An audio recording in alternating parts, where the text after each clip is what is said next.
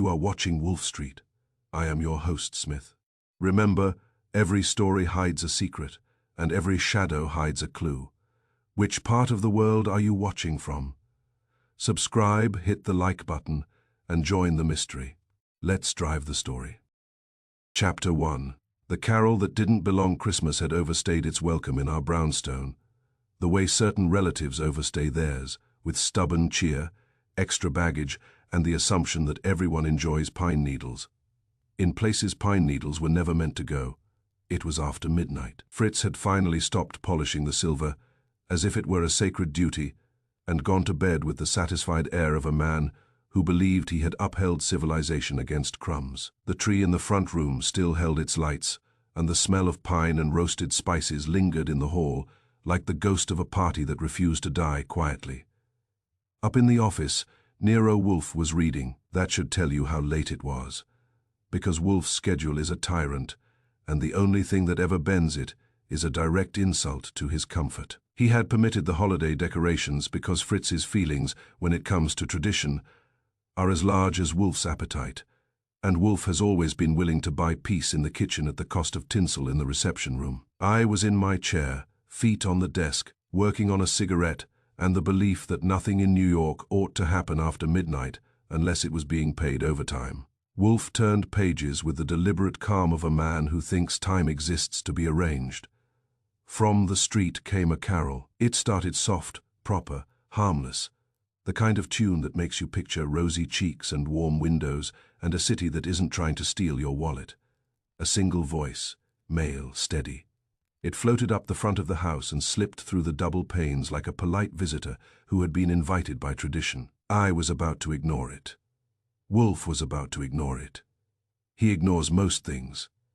Then a second voice joined in. It came in late, half a beat behind, like a lyre arriving with rehearsed innocence. It wasn't simply harmony, it was an intrusion. It tried too hard to belong, and it failed in the way an ill-fitting suit fails, not by being loud, but by being wrong in the seams. Wolfe stopped turning pages. When Wolfe stops, the house stops with him. Even the clock seems to hesitate, as if it is waiting for permission to continue. He didn't look up at me at first. He just sat there, his book open, his thumb holding the page, his eyes fixed on nothing, listening. Then he said my name, the way a judge says, "Guilty. Archie." That was all. No explanation, no question, no hurry. Just my name and the certainty that I was about to get up. I took my feet off the desk with an exaggerated sigh because a man is entitled to mourn his comfort. I went to the front window and moved the curtain aside, just enough to see without being seen down on the sidewalk. Near the front steps stood two figures. They were bundled against the cold, and they kept to the shadow of the brownstone stoop where the streetlight didn't quite reach. A third figure was farther back, across the street, near a parked car. He wasn't singing, he was watching. The first singer was a tall man in a dark overcoat, his posture upright, his head tilted as if he believed he was doing something noble. The second late arriving voice was shorter and hunched, with a scarf pulled too high. He had the kind of nervous energy that makes even a quiet song sound like a confession. They were finishing the verse. The tall man carried the melody clean.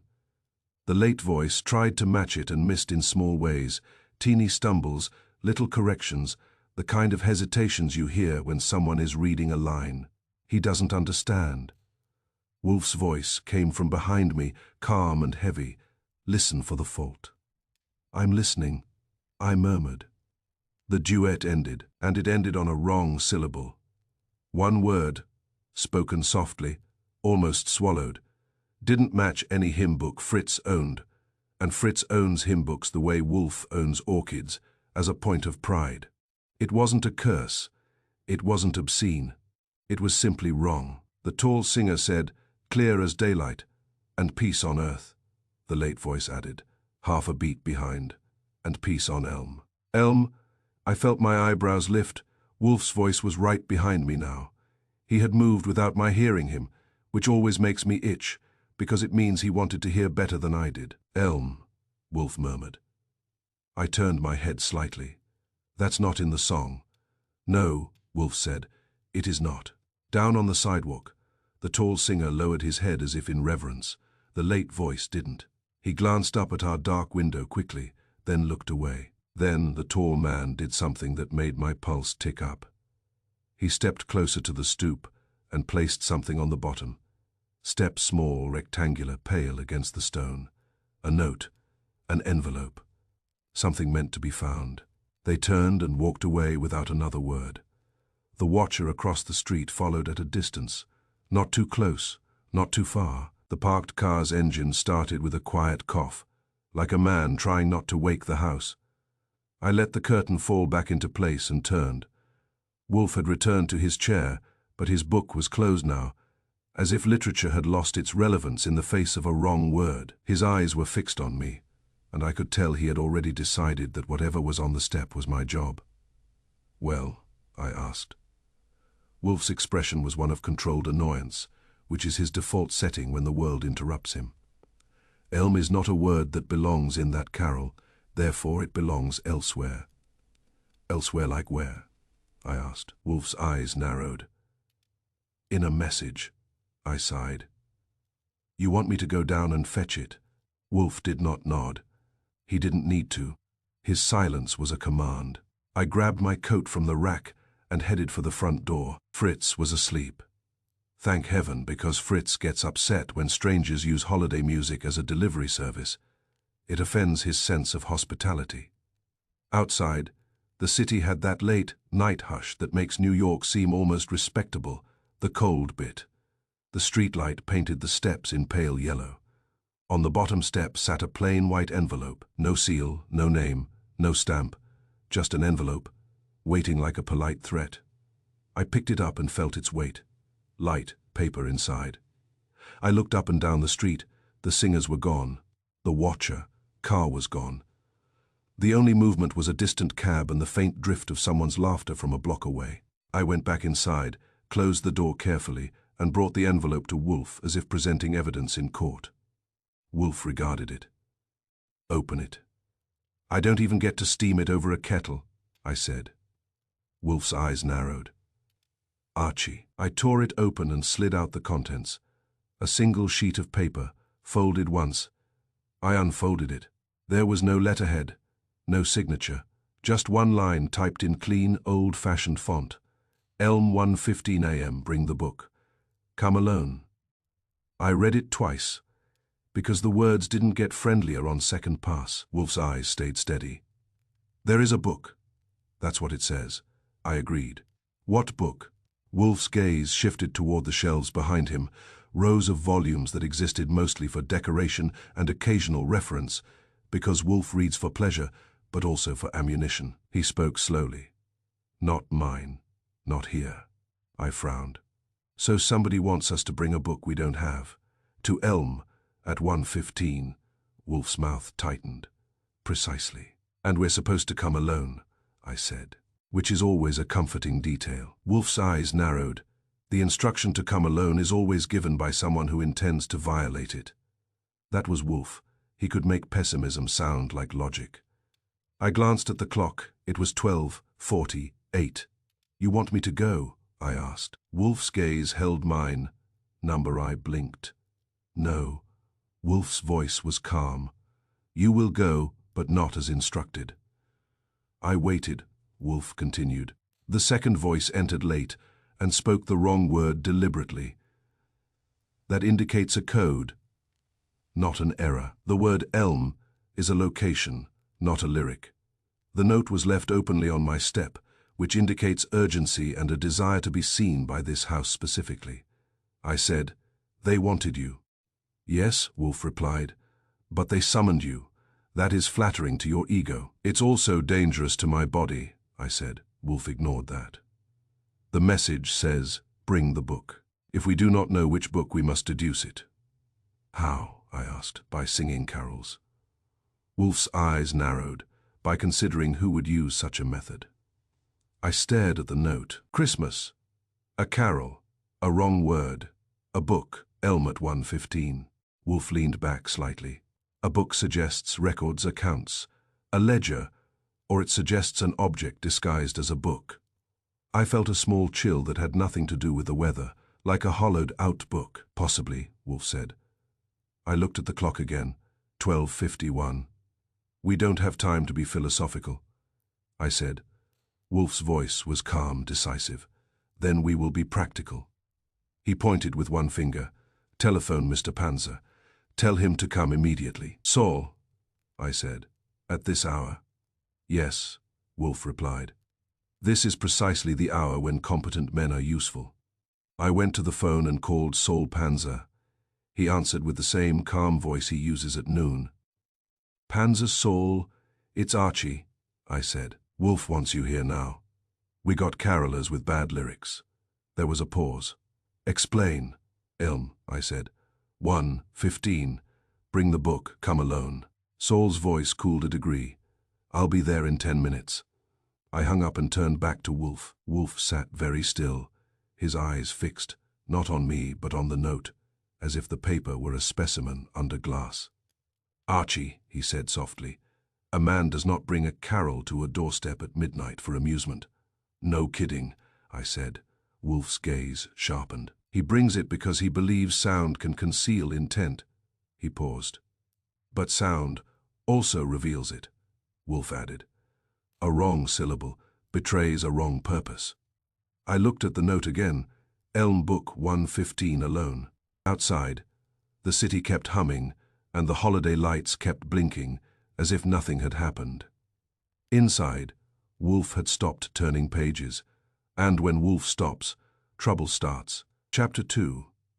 A doorbell in minor key. The doorbell rang before the last echo of the carol had finished dying in the street, which told me two things. 1, the singers hadn't gone far. 2, someone was counting on the brownstone to respond on schedule. Wolfe was still in his chair.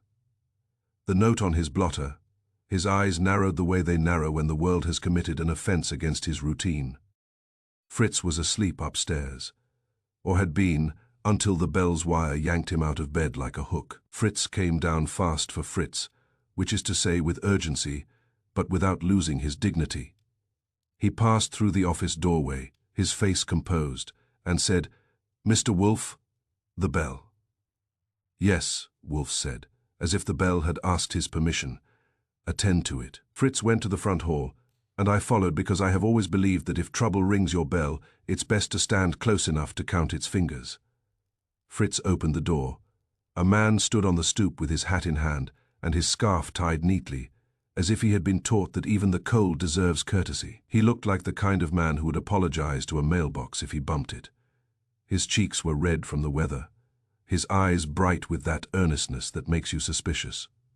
"Good evening," he said. Or good morning, I suppose. Fritz's eyebrows lifted slightly, a sign of surprise that in Fritz is as dramatic as a scream.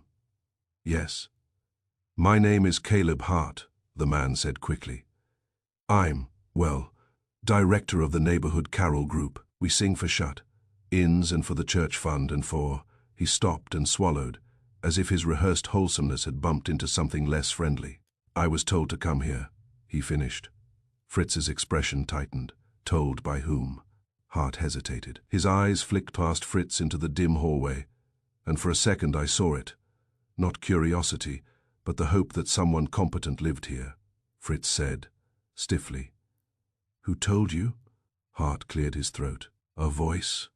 A man in the dark." "A man in the dark," Fritz repeated with polite disgust, as if the phrase itself had dirt on it.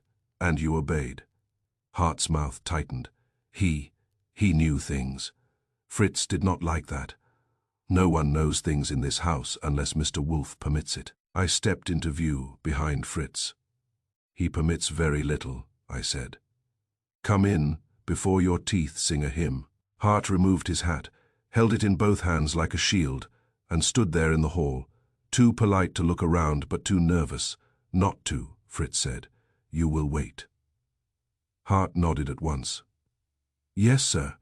Fritz led him to the reception room. The Christmas tree stood in the corner with its lights, still glowing faintly, making Hart look even more like a choir director caught in a wrong story.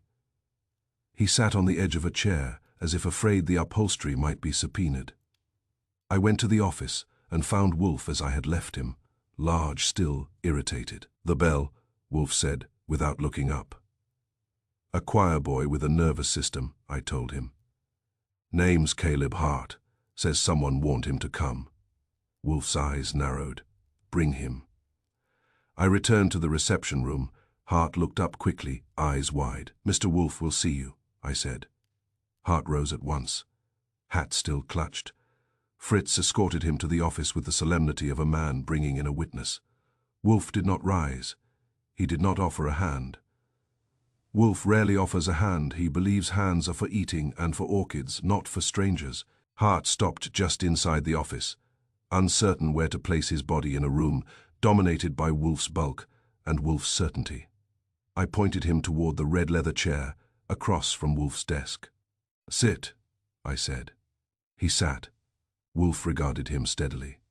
"Mr. Hart." Hart nodded quickly. "Yes, sir, Mr. Wolfe." Wolfe's eyes flicked briefly to the note on the blotter, then back to Hart. "You are the director of a carol group?" "Yes, sir," Hart said, eager to establish his respectability. "We meet at St. Luke's, and we sing for the neighborhood. It's just goodwill." Wolfe's mouth tightened faintly. "Goodwill does not ring my bell at 1 o'clock in the morning." Hart swallowed. "I understand. I wouldn't. Normally, but I was warned." Wolfe's eyes narrowed. "Warned of what?" Hart hesitated. His fingers tightened on the brim of his hat. "Of trouble, of something that might happen. He said if I wanted to keep my people safe, I should do what he said." Wolfe leaned back slightly. "A voice in the dark threatened you." Hart shook his head quickly. "Not exactly threatened. He didn't say he would hurt anyone. He said someone else would. He said the Carroll group would be blamed for something if we didn't cooperate." I frowned. "Blamed for what?" Hart's eyes flicked to me, then back to Wolfe. "He didn't say. He knew your habits." Wolfe's eyes sharpened. "My habits?" Hart nodded. "He said you'd be awake. He said you wouldn't come to the door. He said your chef would answer. He said your assistant would look out the window." I felt my eyebrows lift. "That's flattering." Wolfe's expression hardened. "It is impertinent." Hart swallowed again. "He knew about the orchids too. He said you'd be upset if the house was disturbed after midnight." Wolfe's nostrils flared slightly. "That's as close to rage as Wolfe gets before breakfast." Hart rushed on, as if speed could save him. "He told us to sing that carol, that one, because it would sound harmless.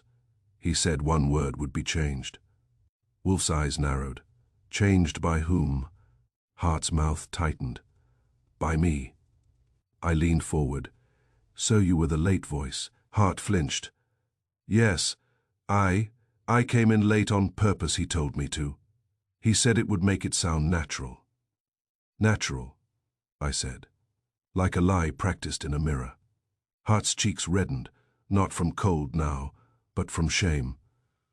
"I didn't want to do it, but he said if I didn't, something bad would happen.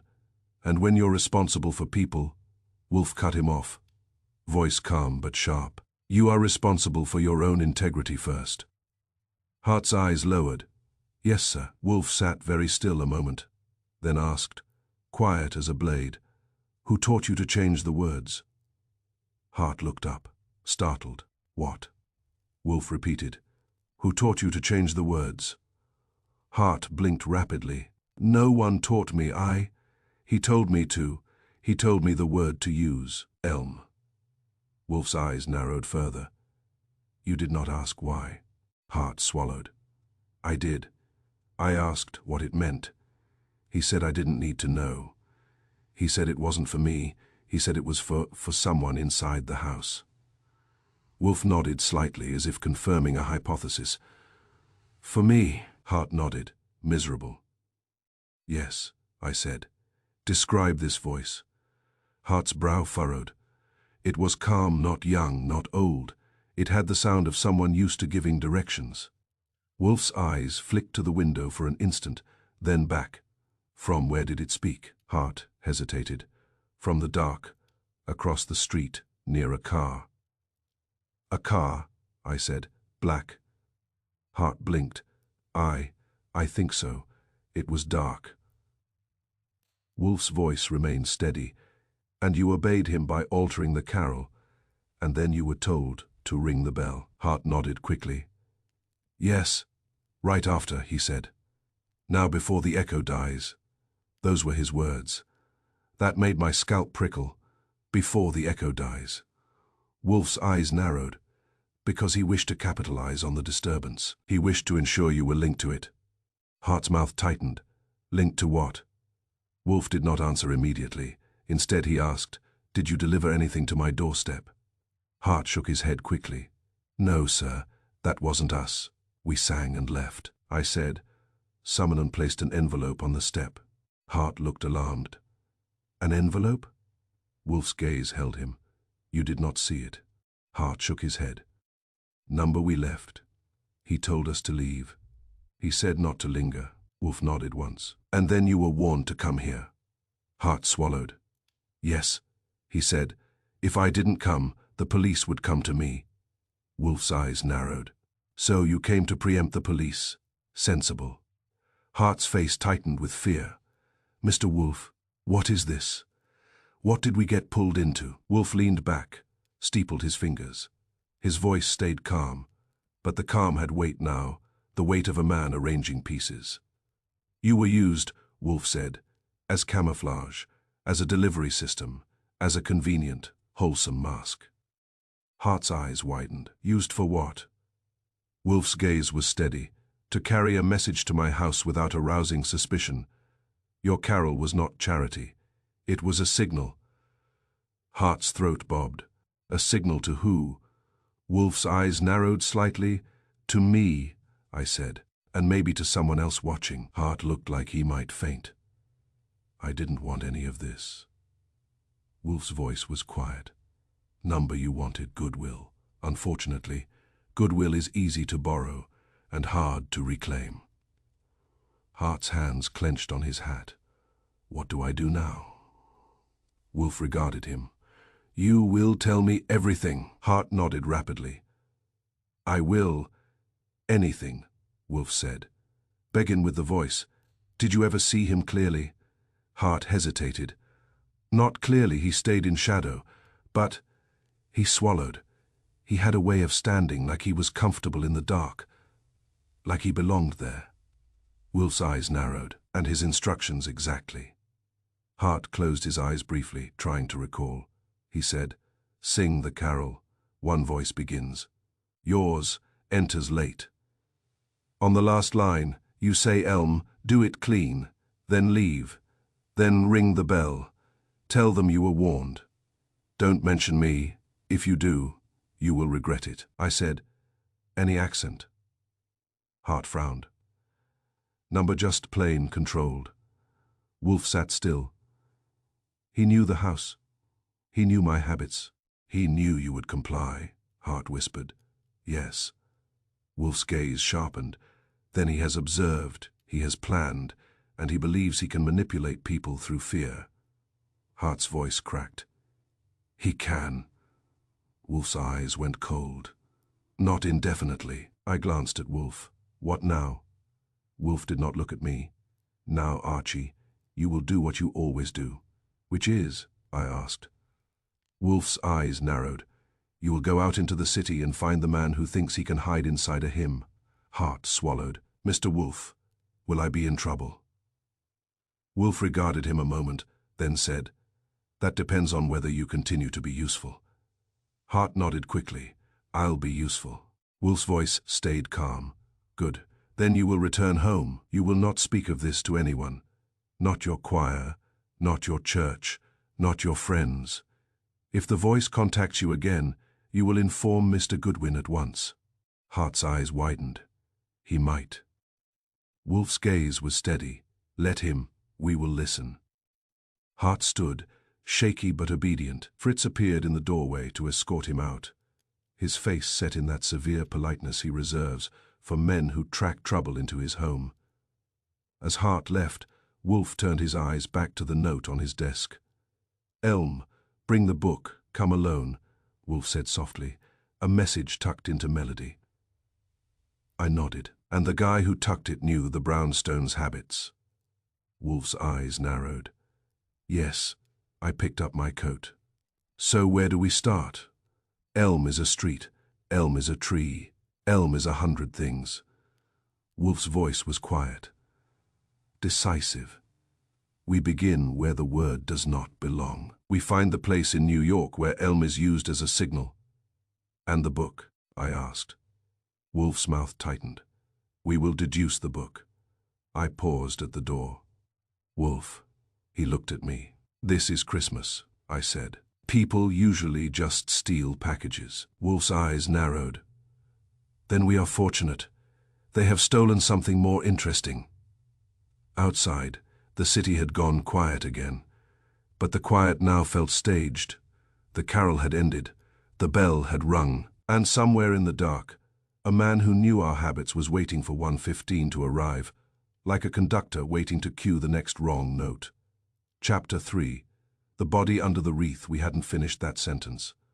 Wolfe's line about stolen things being more interesting, when the phone rang and the night got its second ugly decoration. The brownstone has a way of making a telephone ring sound personal. It's the quiet. It makes every sharp noise feel like an accusation. I picked up. Goodwin, a voice said. This is Patrolman Haskins, Midtown North. Is this Nero Wolfe's residence? Depends who's asking and how much they're paying, I said. There was a pause in which I could hear a room full of police, trying to decide whether humor counts as obstruction.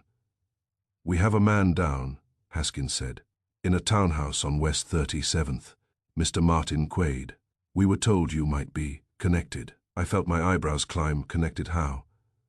Someone left your name, the patrolman said, and his voice was cautious now, as if he had learned that names can be weapons, on a sheet of paper along with carol lyrics. I looked at Wolfe. He was in his chair, still as a statue, but his eyes had sharpened. I said into the phone, "Who told you to call?" "The desk sergeant," Haskins replied. "Inspector Kramer is on his way, but—" "Yeah," I said. "I'll bet he is." I hung up. Wolfe's voice was quiet. "You will go, I figured," I said. "Do you want to come?" Wolfe's eyes narrowed. "At this hour, in the cold, to a house not my own." "That's a no," I said. "It is," Wolfe replied. "But," Wolfe added, "you will observe carefully. You will take Saul Panzer if he has arrived, and you will bring me precise information, not melodrama." "You wound me," I told him, and went to find Saul. Saul had arrived while I was on the phone, because Saul Panzer moves like a man who respects time and distrusts comfort. He was in the office, doorway, hat in hand. "A body?" he asked. "Yeah," I said. "West 37th, Martin Quaid." Saul's face didn't change, but his eyes did. "The charity man. The seasonal saint and professional collector of other people's money," I said. "Come on." Fritz appeared at the kitchen archway, robe tied tight, hair neat even at midnight. Fritz doesn't sleep like other people. He sleeps like a man on call, to defend a kitchen. "Mr. Archie," Fritz said, "you will be careful." "I'm always careful," I said. And Saul's mouth tightened slightly at that, because Saul has seen my version of careful West 30. 7th was close enough to make it insulting. A man could walk there in 10 minutes, which meant whatever had been done practically under Wolfe's windows. That annoyed me. It made the carol feel less like a prank and more like a map. The townhouse was one of those narrow, expensive slices of New York that always seemed to have too much Wreath and not enough soul. A uniformed patrolman stood at the door with his collar turned up against the cold. The street was quiet except for a distant cab and the faint drift of holiday music from a radio somewhere. Someone in the neighborhood still clinging to cheer like a life raft. The patrolman looked at me. "You Goodwin?" "That depends," I said. "Are you going to charge me for it?" He didn't smile. "This way."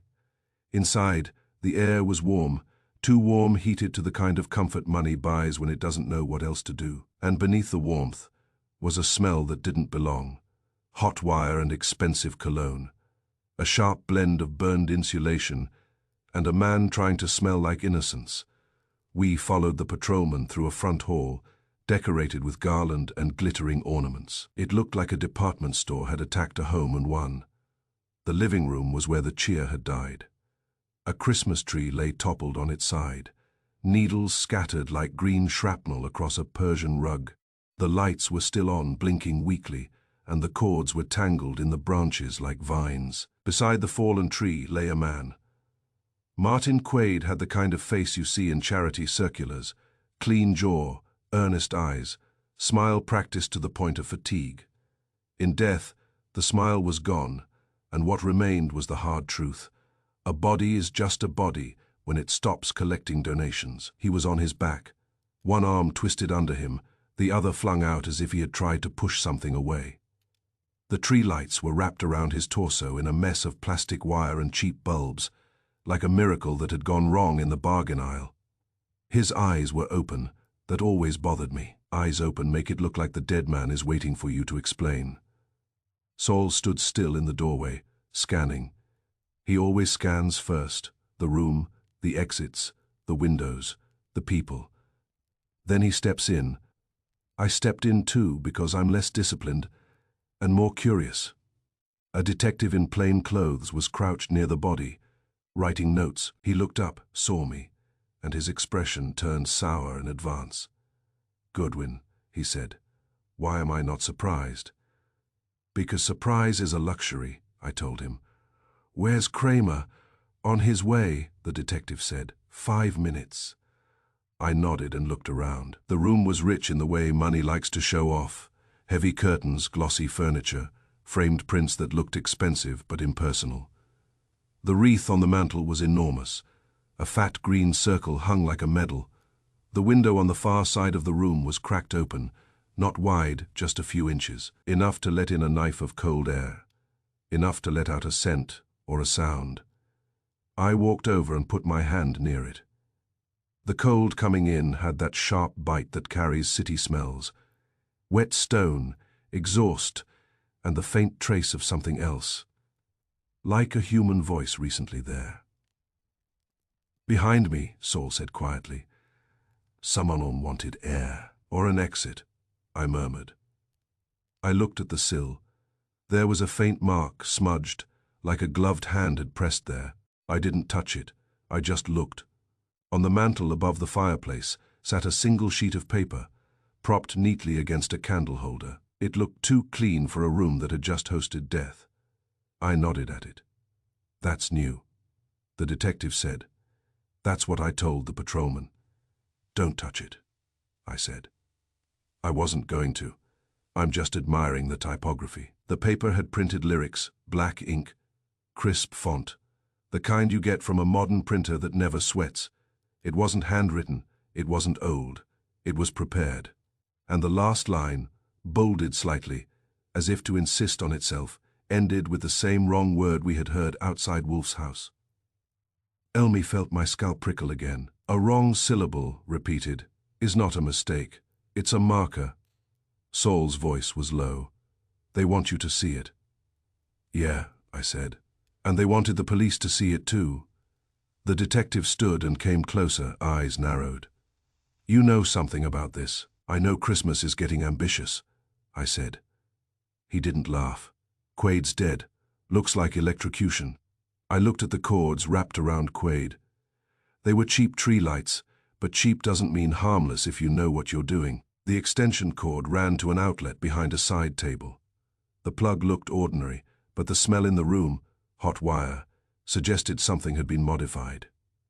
I nodded toward the outlet. "Any scorch marks?" The detective shrugged. "Tech's coming. Tech always comes after the blood dries," I muttered. A woman stood near the doorway, wrapped in a robe, eyes wide, face pale. She looked like a person who had woken up in a nightmare and found out it was real. "That his wife?" I asked. The detective nodded. "Dina Quaid." "Found him." I walked over carefully. "Mrs. Quaid." She turned her head slowly, like it weighed too much. Yes. My name is Archie Goodwin, I said.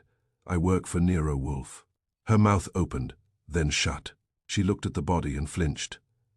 He organized it, she whispered.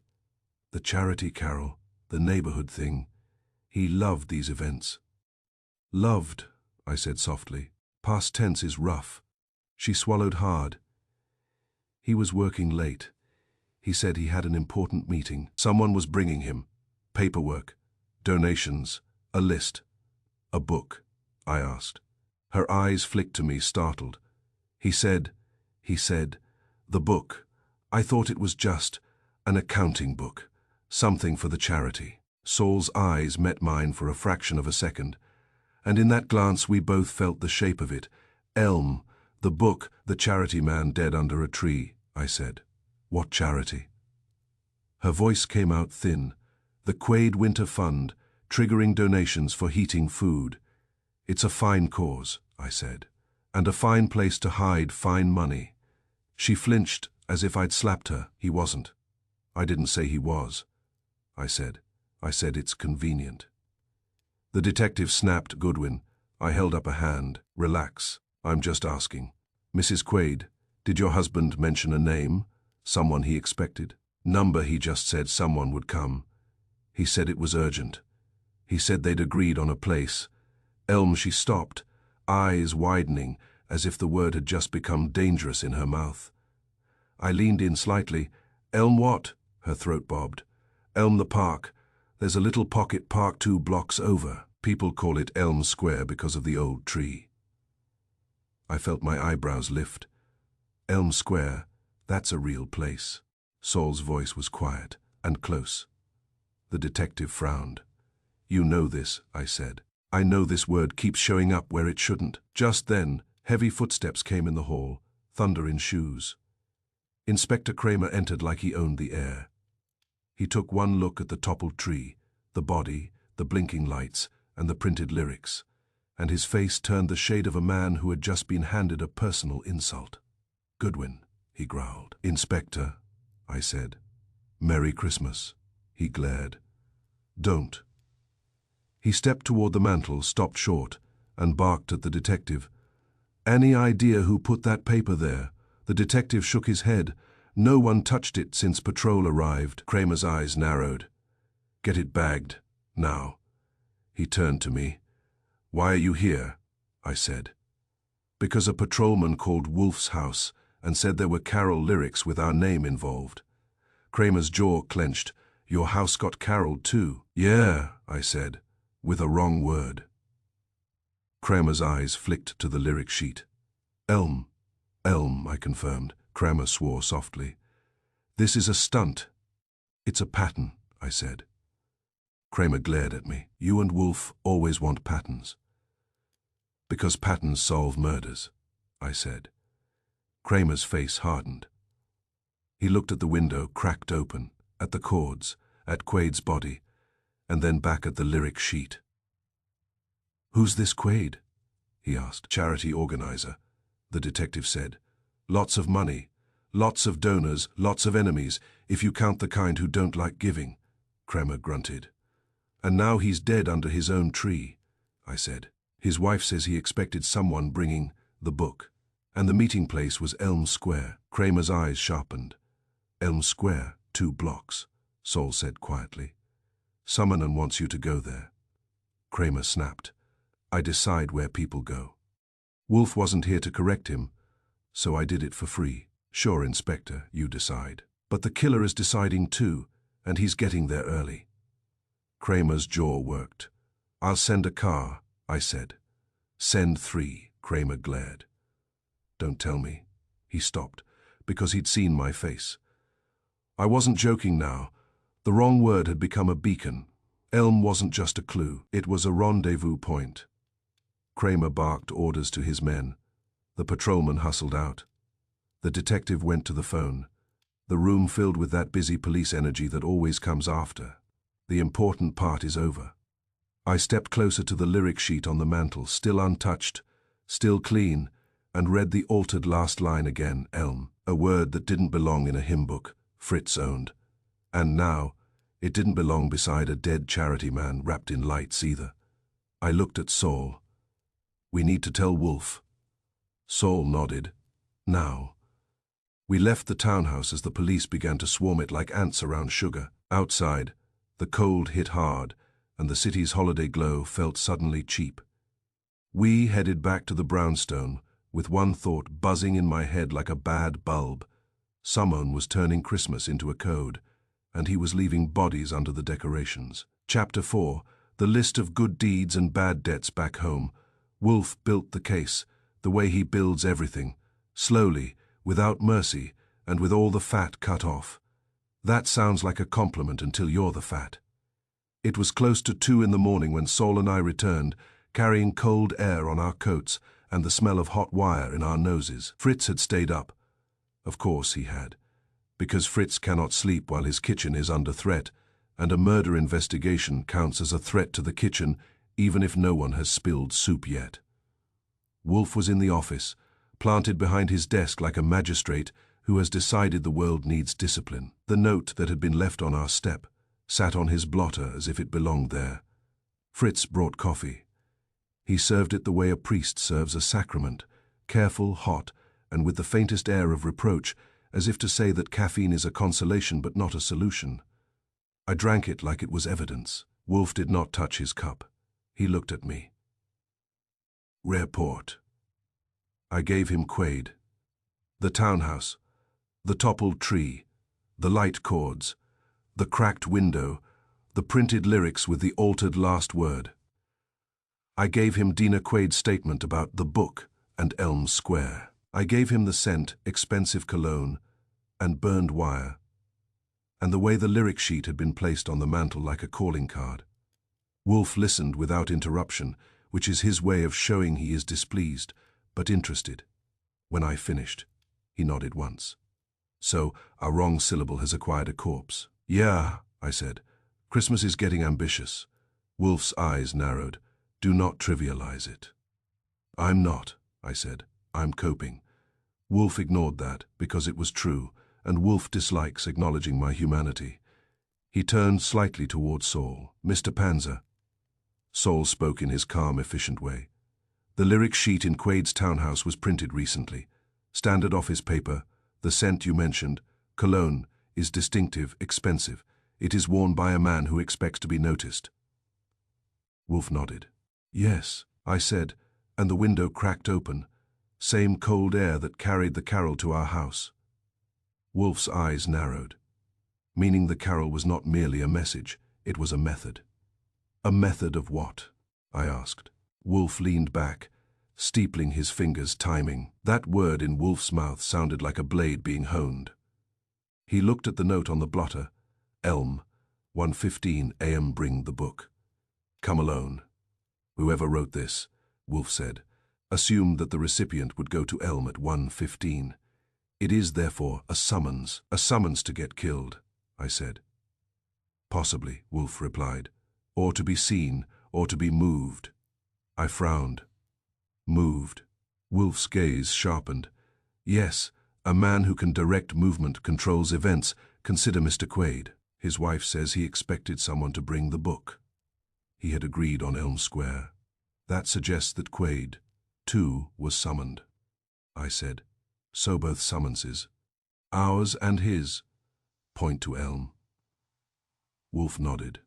"And both include a book, not an incidental detail." Saul said quietly, "Quaid's charity." Wolfe's eyes narrowed. "Yes, Mr. Quaid's charity." Wolfe leaned forward slightly. "Archie, you described him as a seasonal saint and a collector of other people's money. That is an accurate characterization of many men who run charities. Some of them even mean well," I said. Wolfe's expression did not soften. "Meaning well does not prevent theft. Indeed, it often enables it."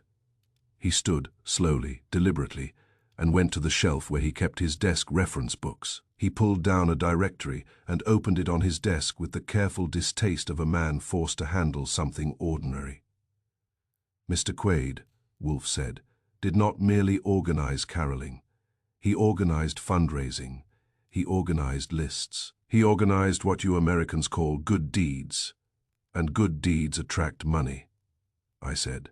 And money attracts bad people. Wolfe looked at me. And bad debts.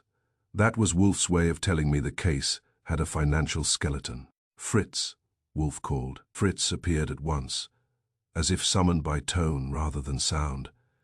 Yes, Mr. Wolfe. Bring the telephone book, Wolfe said. Fritz blinked. The directory, Wolfe repeated. Fritz went and returned with it, like a man bringing in an object he considers beneath the dignity of the household. Wolfe opened it anyway. I will not, Wolfe said. Go to Elm Square at 1:15. I will not be herded by a carol. You hate being herded, I said. I despise it, Wolfe replied. Therefore, we will herd the herder, I said. That's poetic. How? Wolfe's eyes narrowed. We will begin with Quade's world.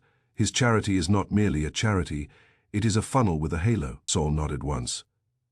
A funnel for money, Wolfe continued. And any funnel has two ends, those who pour in and those who siphon out. If Quade is dead, either he was pouring into the wrong end or he was siphoning without permission. I said, or he was about to talk. Wolfe's gaze sharpened. Yes, about the book. He tapped the note on the blotter. What is the book? It is not literature, it is records. Donation lists, I said. Or debts, Wolfe replied. Or obligations or blackmail. That last word hung in the air like smoke. Fritz set a fresh cup of coffee at my elbow. I drank again, because it was easier than thinking about how many people in New York would kill to keep a list quiet. Wolfe said, Now, we will make a list of our own. He looked at me. Archie, name those who are already involved. Caleb Hart, I said. Choir director, altered the lyric under instructions from a voice in the dark. Wolfe nodded. Yes. Dina Quade, I added. Wife. Shocked. Maybe honest. Wolfe's eyes narrowed. Probably irrelevant, unless she is not. Saul's mouth tightened slightly. That was Saul's version of agreement. Lena Marsh, I said, Quade's assistant. Dina mentioned paperwork. Assistants always touch paperwork. Wolfe nodded. Good. Owen Rusk, Saul said quietly. Accountant. Quade used him for tax filings and donor reports. I checked. Rusk's name is on the charity's public records. Wolfe's eyes sharpened. Excellent. And, I said, Dale Mercer, the building manager. Wolfe looked at me. How do you know of him? I said. Because every townhouse like Quade's has a building manager who knows every door that ever pretended to be locked.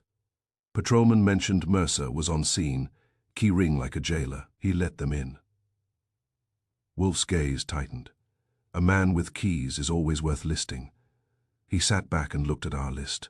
4 names and a dead one, and his face had that satisfied irritation it gets when the world finally supplies enough pieces to start arranging.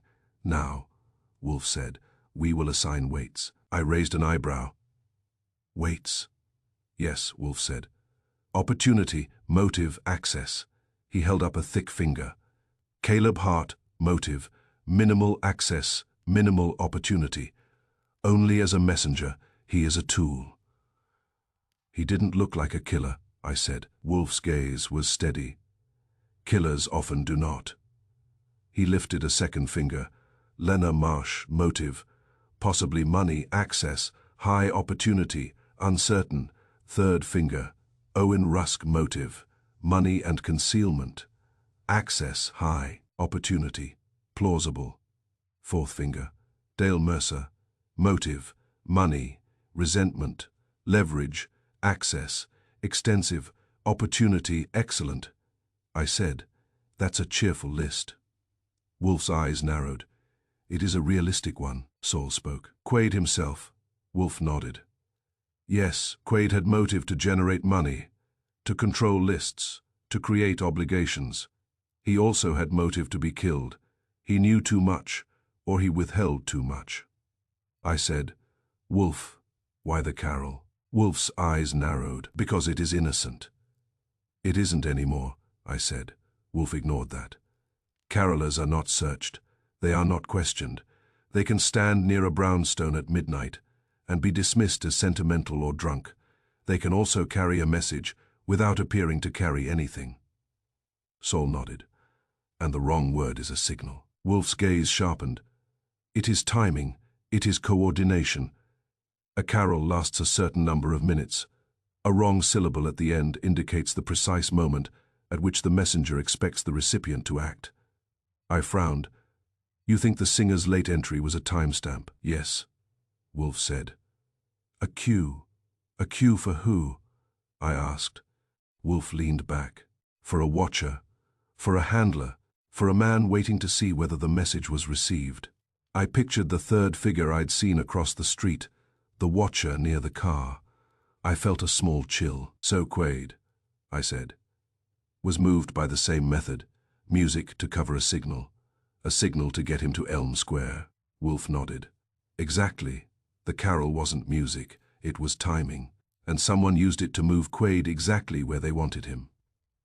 I said, but Quaid didn't die at Elm Square. He died in his townhouse, wrapped in his own lights. Wolfe's eyes narrowed. Yes, that indicates either a failure of the plan or an adjustment, Saul said quietly. Or Elm was for the book, not the killing. Wolfe nodded once. Precisely, the rendezvous might have been to exchange records. The killing may have occurred when Quaid refused to surrender them, or when he surrendered them and became unnecessary. I said, which means the book exists somewhere, and the killer wanted it. Wolfe's gaze sharpened. Yes. He picked up the note again, read it as if it were a specimen, and then placed it down with finality. We will obtain Quaid's records, Wolfe said, and we will locate the point where charity becomes debt. I leaned forward. How? Wolfe's eyes narrowed. You will begin with Lena Marsh. In the morning, you will visit Quaid's office. You will charm, intimidate, or bribe as you deem appropriate. You will acquire any donor lists, ledgers, appointment books, and printed lyric sheets. You will also discover who printed those lyrics. I blinked. Printed lyrics have fingerprints. Indeed, Wolfe said. Machines leave habits. And Hart? I asked. Wolfe's mouth tightened. Hart will be watched. He may be contacted again, Saul said. I can handle that. Wolfe nodded. Good, I said. And Mercer, the building manager? Wolfe's eyes narrowed. Keys are power. Power is always monetized. You will speak to him as well. Fritz cleared his throat softly. Mr. Wolfe. Wolfe turned his head. Fritz's face was troubled. It is nearly 2, and there is the matter of sleep. Wolfe regarded him. Yes. Fritz hesitated. And Christmas. It is supposed to be peaceful. Wolfe's voice was dry. Fritz, peace is not a seasonal commodity. It is earned. Fritz sighed, not aloud, but in his eyes, and retreated toward the kitchen, where he could at least control the coffee. Wolfe looked at me. Archie, one more thing. What? I asked. Wolfe's eyes narrowed. Elm Square. We will not go at 1:15, but we will not ignore it. I nodded slowly. You want eyes on it? Yes, Wolfe said. We will place eyes where the killer expects feet. He leaned back, and his voice turned colder. And we will do it before dawn, Wolfe said. Because the man who sings messages in the street believes the night belongs to him. I finished my coffee and stood. Outside, the city had gone quiet again, but it wasn't honest, quiet. It was the quiet of a stage between scenes. Wolfe had his list now, good deeds and bad debts, names and motives, routines and timing, and somewhere out there, a man with a voice in the dark was counting minutes like measures in a hymn, waiting to cue the next wrong word. Chapter 5. The singer who joined too late. If you want to find the truth in a city, don't start in the bright places. Start where people gather because they have to. Where the heat is bad, the coffee is worse, and everyone is pretending they aren't tired of each other. That's how I ended up in a community hall on the West Side the morning after Christmas, while New York wore its holiday hangover like a wrinkled tuxedo. The hall smelled like wet coats, stale cocoa, and forced togetherness. Folding chairs formed crooked rows facing a little platform that had seen more sermons than applause. A tired garland drooped over a bulletin board. Someone had tacked up a sign that said Neighborhood Carolers. "Thank you," and the exclamation point looked exhausted. Caleb Hart stood at the front with a stack of sheet music, trying to look like a man whose life revolved around goodwill and not midnight messages. He had that same quiet, mannered posture, shoulders back, chin lifted, as if proper breathing could keep the world decent. He saw me and went rigid. "Mr. Goodwin," he said, and his voice held a nervous respect, the kind you give a dentist you can't afford to offend. "Morning, Caleb," I said. "Nice hall smells like charity and damp wool." His mouth tightened. "What are you doing here?" "Following the music," I told him, "and the dead bodies that come with it." A few heads turned. The group wasn't large. Maybe 12 people, mixed ages, bundled in coats because the hall's heat didn't reach the corners. They looked like the sort of citizens who keep a neighborhood from falling completely into selfishness. Teachers, retirees, young couples. The kind of people criminals like to use because they don't look like criminals. Hart stepped toward me quickly. "Please, don't say things like that in front of them." "Then stop being involved in things that make me say them," I replied. His face reddened. "We're not involved, we sing, that's all." "That's what you told Wolfe," I said. "But now a man is dead under a Christmas tree, and the last line of your carol is sitting on his mantle like a calling card." Hart flinched. "I told you, I didn't know anything about that." I reached into my coat pocket and pulled out a clear evidence sleeve Saul had procured for me from somewhere that smelled like police. Inside it was a copy of the lyric sheet from Quade's house. Clean print, clean font, dirty intent. The last word sat there at the bottom, like a smirk. Elmy held it out where Hart couldn't avoid seeing it. For a second his wholesome face cracked. His throat tightened. His Adam's apple bobbed.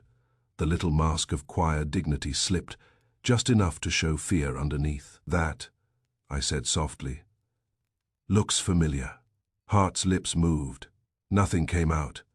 Behind him, the group murmured. A woman in a red scarf frowned. An older man with a grey beard leaned forward, as if hearing gossip in church. Hart swallowed hard. "Where did you?" "Quade's," I said. "Before the police bagged it, before the killer had a chance to sing it again." Hart's eyes widened. "Quade is dead," I said. "Wrapped in lights, smelled like cologne and burned wire. He won't be ordering any more verses." One of the carolers gasped. Another said, "Martin Quade, the charity man." Hart threw his hands up. "Desperate, please, every own, just let's take a break." He turned to me, voice low. "You can't do this here." "I can do it anywhere," I told him. "But if you want to keep your choir from learning how murder harmonizes, take me somewhere private." He nodded quickly and led me through a side door into a small office that smelled like old paper and cheap cleaning solution. There was a desk, 2 chairs, and a bulletin board crowded with flyers for after-school programs and donation drives. It was the kind of room where hope gets stapled up and forgotten. Hart shut the door and faced me, hands clenched. "You said we aren't involved," I said. "We aren't," he insisted. "We sing the standard lyrics, always. What happened last night? That was a special performance," I said, and watched his eyes flicker. Hart's shoulders sagged slightly. That sag was a confession in slow motion. I leaned against the desk. "Caleb, I don't care about your halo. I care about your facts. Quade paid for special performances, didn't he?" Hart's mouth tightened. "He supported the group. He donated." "Donated," I repeated. "And in return, he got private shows." Hart's eyes dropped. "Sometimes." "Yes." I nodded. "Where?" "At parties," Hart said reluctantly. "Fundraisers, donor dinners, the kind of events where people want to feel generous and entertained at the same time." "Holiday cheer with hors d'oeuvres," I said. Hart winced. "Yes, and guests requested odd verses," I said, like they were ordering drinks. Hart stared at the floor. "Not always odd.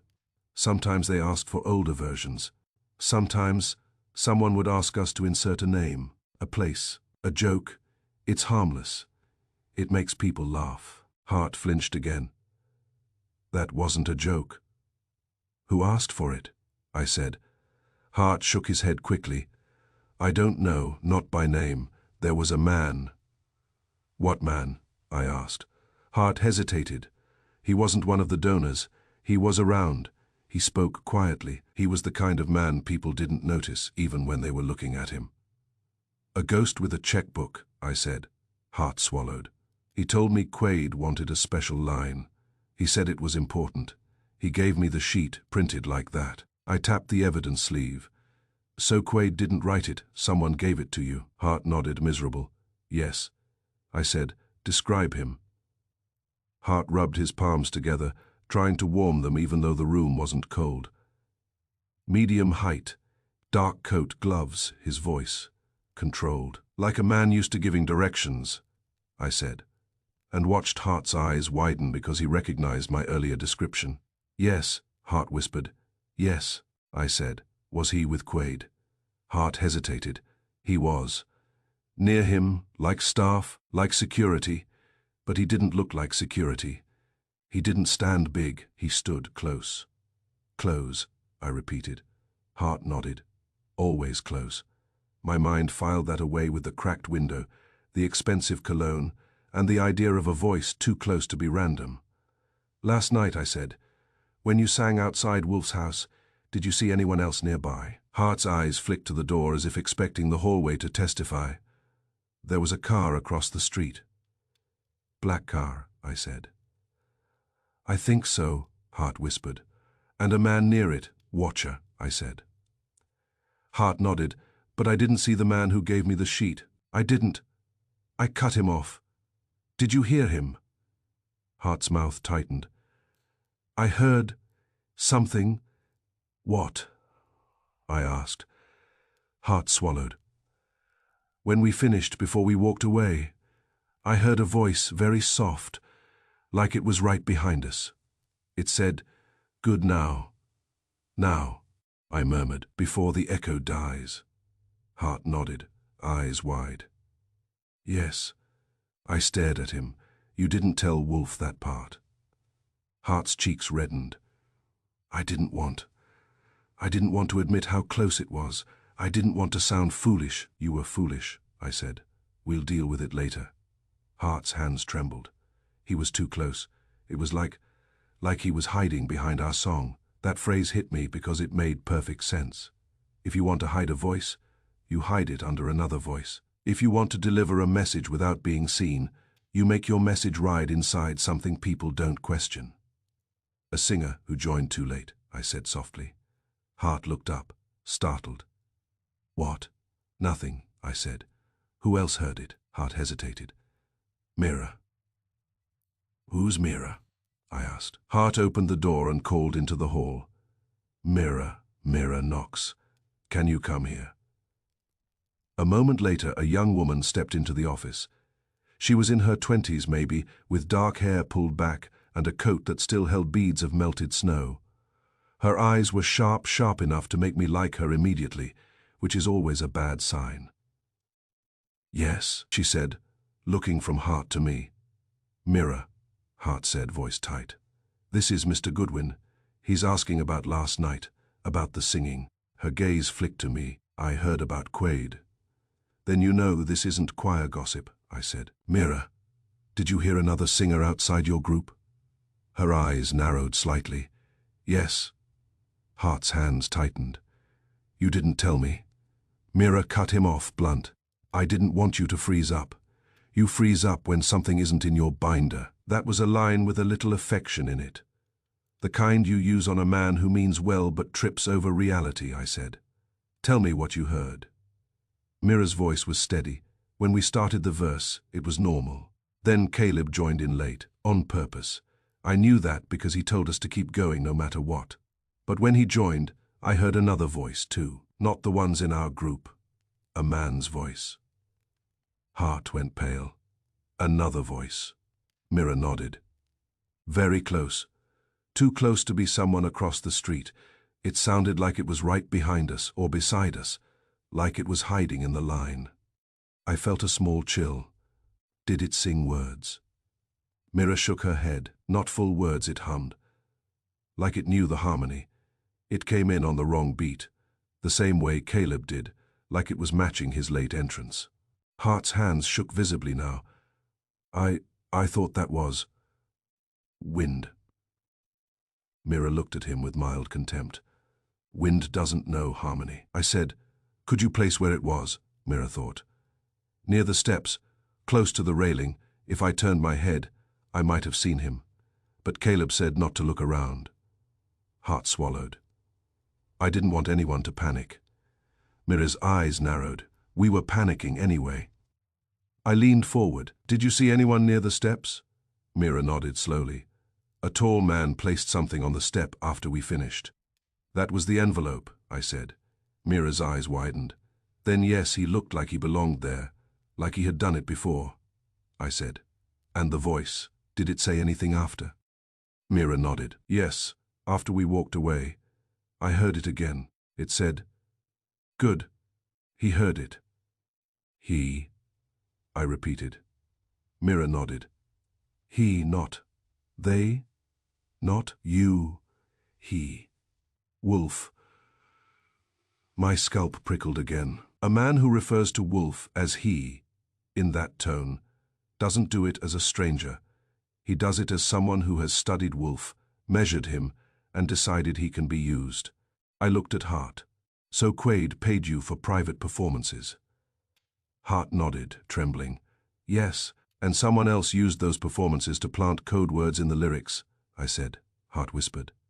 Yes, Mira said quietly. It wasn't just last night. I turned to her. What do you mean? Mira hesitated, then said, at one of Quaid's donor dinners 2 weeks ago, a guest asked for a verse that ended with harbor. Not harbor, like the song meant. Just harbor, like it was a place. Hart stared at her. Why didn't you? Mira shrugged. Because you told me it was harmless, and that donors like little jokes. I nodded slowly. Harbor, elm, place words. Hart's face crumpled. I didn't know. No, I said. But you helped. Hart flinched. I stood up. All right. Here's what you're going to do now. Hart blinked. What? You're going to give me a list of every private performance you did for Quaid, I said. Dates, locations, guest names if you have them, who handed you the sheets, and any place. Words you were told to insert harbor, elm, anything. Hart swallowed hard. I have records. You'd better, I said. Because if you don't, the police will decide you're more than a choir director.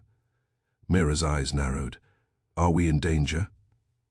I looked at her, and I didn't sugarcoat it. If someone is using carols as code to move money and people, then anyone who can identify the voice is a liability. Hart's face went white. Oh, God. Mira's jaw tightened. Then we shouldn't go home alone. That's a good instinct, I said. Do you have somewhere safe? Mira glanced at Hart. We can stay at the church. The hall has a back room. Hart nodded quickly, grateful for something he could control. Yes, we can stay. Do it, I said. And don't answer your phone if an unknown number calls. If someone contacts you, you call me, not the police. Me understand. Mira nodded once. Hart nodded repeatedly, like a bobblehead. I tucked the lyric sheet back into my pocket and headed for the door. Hart called after me, voice shaking. Mr. Goodwin, what is elm? I paused and looked back at him. Elm, I said, is where someone wants the world to go, and if we're lucky, it's also where someone made a mistake. Outside, the cold hit my face and the city looked ordinary again, which is always the most suspicious thing about New York. I had a choir director who had been paid for special performances. An altered lyric sheet that had traveled from Quaid's mantle to Wolfe's step, and a witness, Mira Knox, who had heard a second singer too close to be a stranger on the sidewalk. A voice that knew harmony, a voice that entered on the wrong beat, a voice hiding behind someone else's song. I headed back to Wolfe with the ugly truth in my pocket. We weren't chasing music. We were chasing a man who knew how to use it as a mask. Chapter 6, The Wire That Didn't Burn Right. The coroner called it an accident, the way a gambler calls a marked deck. Bad luck. Inspector Kramer delivered the news by telephone the next afternoon, with the tone of a man who wants to throw something heavy through a window, but has been raised to respect property. At least other people's Quaid died of shock, Kramer said. Tree lights. Serge, the coroner, says it could happen, says it's rare, but it happens. Sure, I said, and I could marry a chorus girl and take up knitting. Kramer growled. Don't get smart. I'm not getting anything. I told him. I'm listening. What did your tech say? There was a pause. The pause a cop uses when he doesn't like what he has to admit. The cord was tampered with, Kramer said finally. Somebody spliced it. Not sloppy. They boosted the line. They rigged it so when Quaid plugged it in. He got a holiday surprise, I said. Yeah, Kramer snapped, and whoever did it disguised it under the tree mess. You can hide a lot in lights and tinsel. Did the tech call it murder? I asked. Kramer hesitated, then said, not in those words yet. Let me know when he grows a spine, I said. Kramer hung up on me, which is his version of a goodbye. I put the receiver down and went upstairs to tell Wolfe, who was already in his office pretending the world could be managed by refusing to leave his chair. He was at his desk with a stack of papers, newspapers, notes, a directory, arranged as if chaos would apologize if it saw Wolfe's handwriting. Fritz brought coffee because Fritz brings coffee the way other men bring weapons. Wolfe looked at me. Well, Quaid died from shock, I said. Tree light surged. Coroner wants it to be an accident. Tech says the cord was tampered with, spliced, boosted, rigged. Ugly jolt delivered through a wire that had been fiddled with and then hidden under holiday junk. Wolfe's eyes narrowed, as I expected. You expected Quaid to die by Christmas defacor? I asked.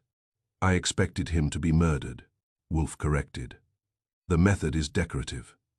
I sat down and accepted the coffee Fritz had placed like a sacrament at my elbow. Kramer's coroner, I said, calls it rare. I told him what I'd learned from Hart and Mirror, private performances, paid verse changes place, words used like menu items. I told him about the second singer too close behind the group, humming harmony, entering wrong. Wolfe listened, eyes narrowed, then said, So, Mr. Quaid's house had two deliberate alterations, the electrical sabotage and the cue card.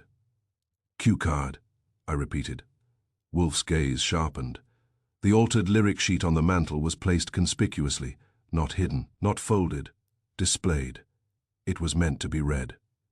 I frowned. Why? Wolfe's fingers steepled. Because Mr. Quaid was not merely killed, he was guided into killing himself. I stared at him. You're saying he read the lyrics aloud, and that triggered the surge? Wolfe shook his head slightly.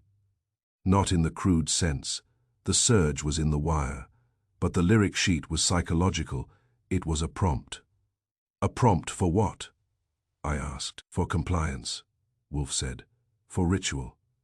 People engage in ritual to soothe themselves, especially at Christmas. If Mr. Quaid was anxious, he may have been instructed to read or recite the altered line at a certain moment. I pictured Quaid, alone, waiting for a meeting, reading the lyrics like a child reading a prayer, and then reaching for the plug. My coffee tasted suddenly less comforting. Wolfe continued. The lyric sheet was not merely a souvenir. It was a cue card, something Mr. Quaid read aloud before he died, like a man reciting his own trap. I said, You think he was told to do it? Yes, Wolfe replied, by a person who understands control. He looked down at his notes. Now, we have established that the killer uses two kinds of neatness, musical and clerical. Neatness, I asked. Wolfe's eyes narrowed. The printed lyric sheet, the typed note left on my step, the precision of timing. These are not the habits of a drunken opportunist. They are the habits of someone who likes records. That's most criminals, I said. Wolfe's gaze sharpened. Most criminals like money. A smaller number like records. Records create leverage. He paused. You told me the lyric sheet was freshly printed. Yeah, I said. Clean paper, crisp font, not copied, not scribbled. Wolfe nodded. Then it came from an office with a printer and a motive to produce such sheets. I frowned. The church hall has a printer. Wolfe waved that away with a tiny motion. The church hall has old equipment, and no reason to compose cues for murder. Mr. Quade's office has both. I said, so we trace the printing. Yes, Wolfe said. Because printers are like people, they have habits. He looked at me. Archie, you will trace the source of the lyric sheet from Mr. Quade's townhouse. I blinked. How, it's just paper. Wolfe's eyes narrowed. Paper has texture, ink has patterns, fonts are choices, and people who like records often keep templates. That sounds like a job for Saul, I said. Wolfe nodded. Mr. Panzer will assist, but you will go to Mr. Quade's office. I sighed, and talked to Lena Marsh. Wolfe's gaze sharpened. Yes. She touches the paper. She sees the printer. She sees who requests special performances. She will also know who in Quade's circle fears the content of the book. And the accountant, I said, thinking of Saul's earlier mention. Wolfe's eyes narrowed. Owen Rusk. I took a sip of coffee and let it hit my nerves. You think Rusk printed the lyric sheets? Wolfe did not answer immediately. He said, Describe Owen Rusk. I shrugged. Neat guy. Numbers, tax filings, donor reports. Whole life is neat. Wolfe's eyes narrowed. Exactly. A neat man who lives among records. I said, That doesn't make him a killer. No, Wolfe replied. But it makes him capable of this style of manipulation. He leaned forward slightly. Archie, criminals fall into two broad categories, the impulsive and the methodical. The impulsive strike and then react. The methodical arrange and then observe. Our killer arranged.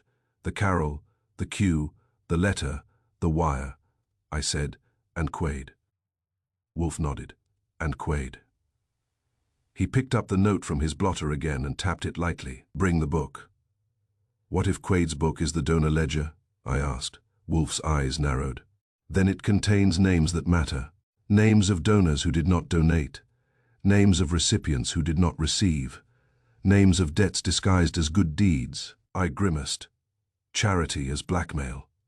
Wolfe's voice stayed calm. Charity as commerce. I stood. All right, I'll go to Quade's office. Wolfe's gaze held mine. Do not go alone. I blinked. You told me earlier. Wolfe's mouth tightened.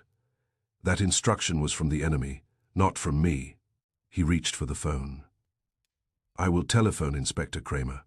He will provide you a uniformed escort if he wishes to be useful.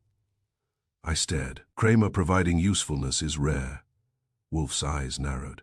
Then we will call it an accident.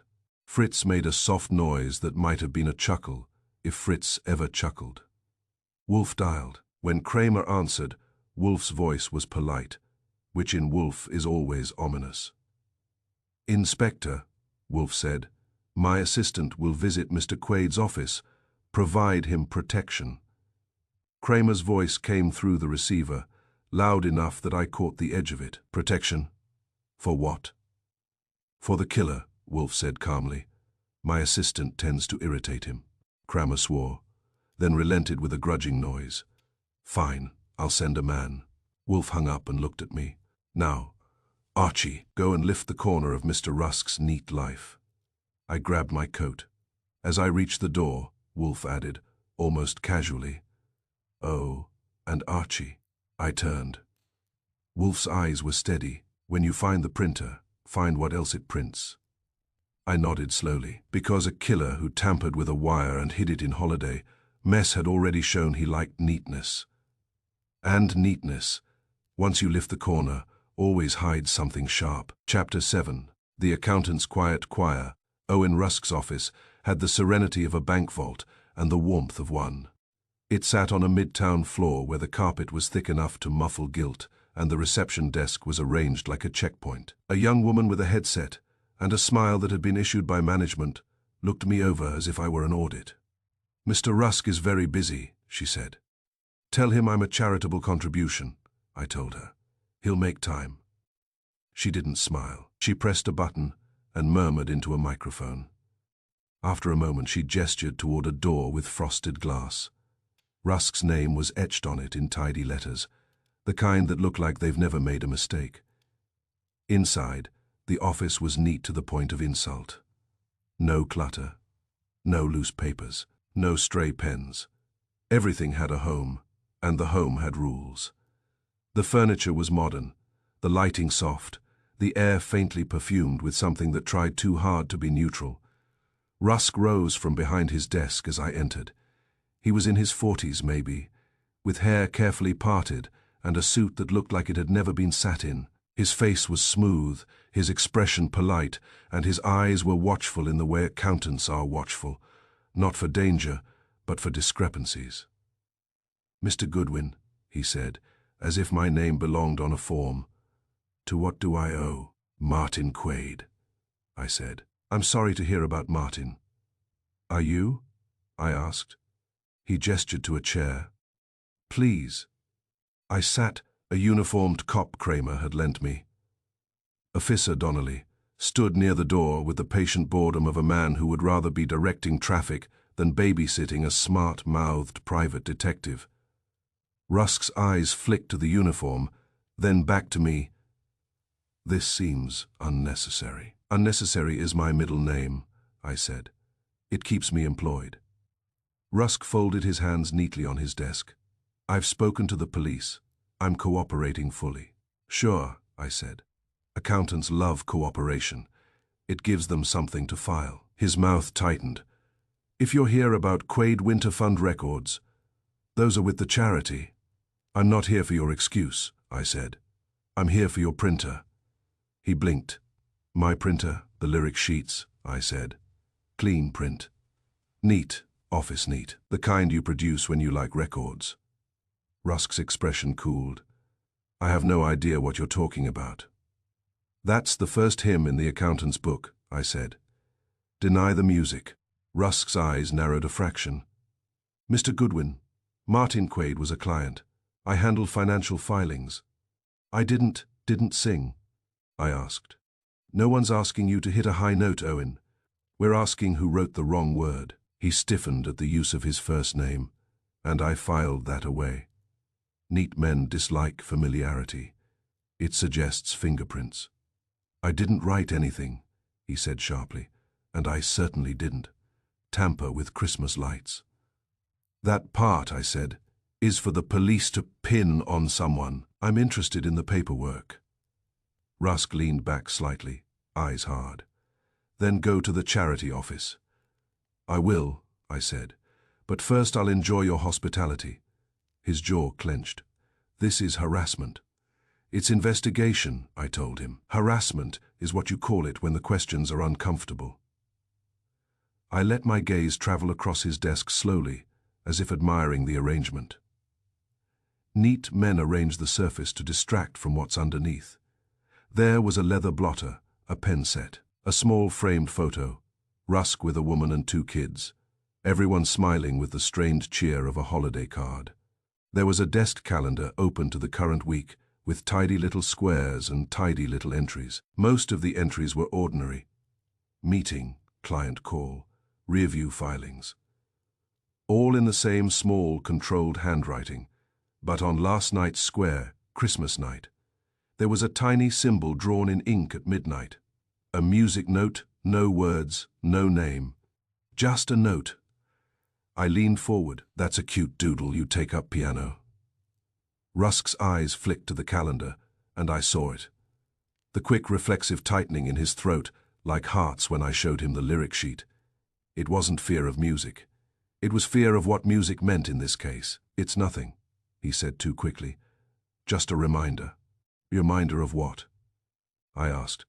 He stared at me, then at the uniformed cop, then back at me. "I don't know what game you think you're playing."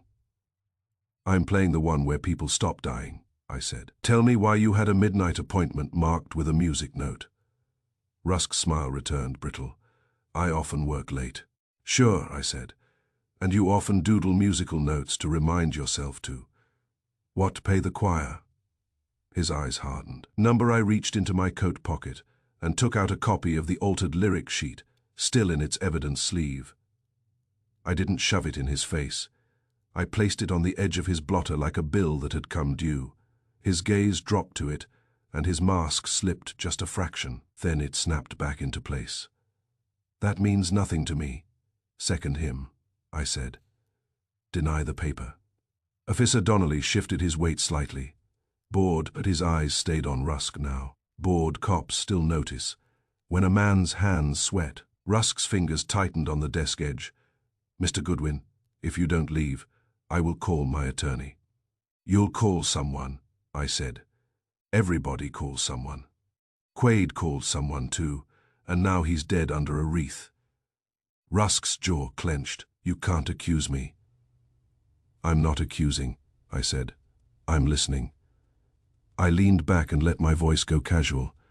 Owen, you've been smoothing Quaid's numbers for years, haven't you? His eyes narrowed.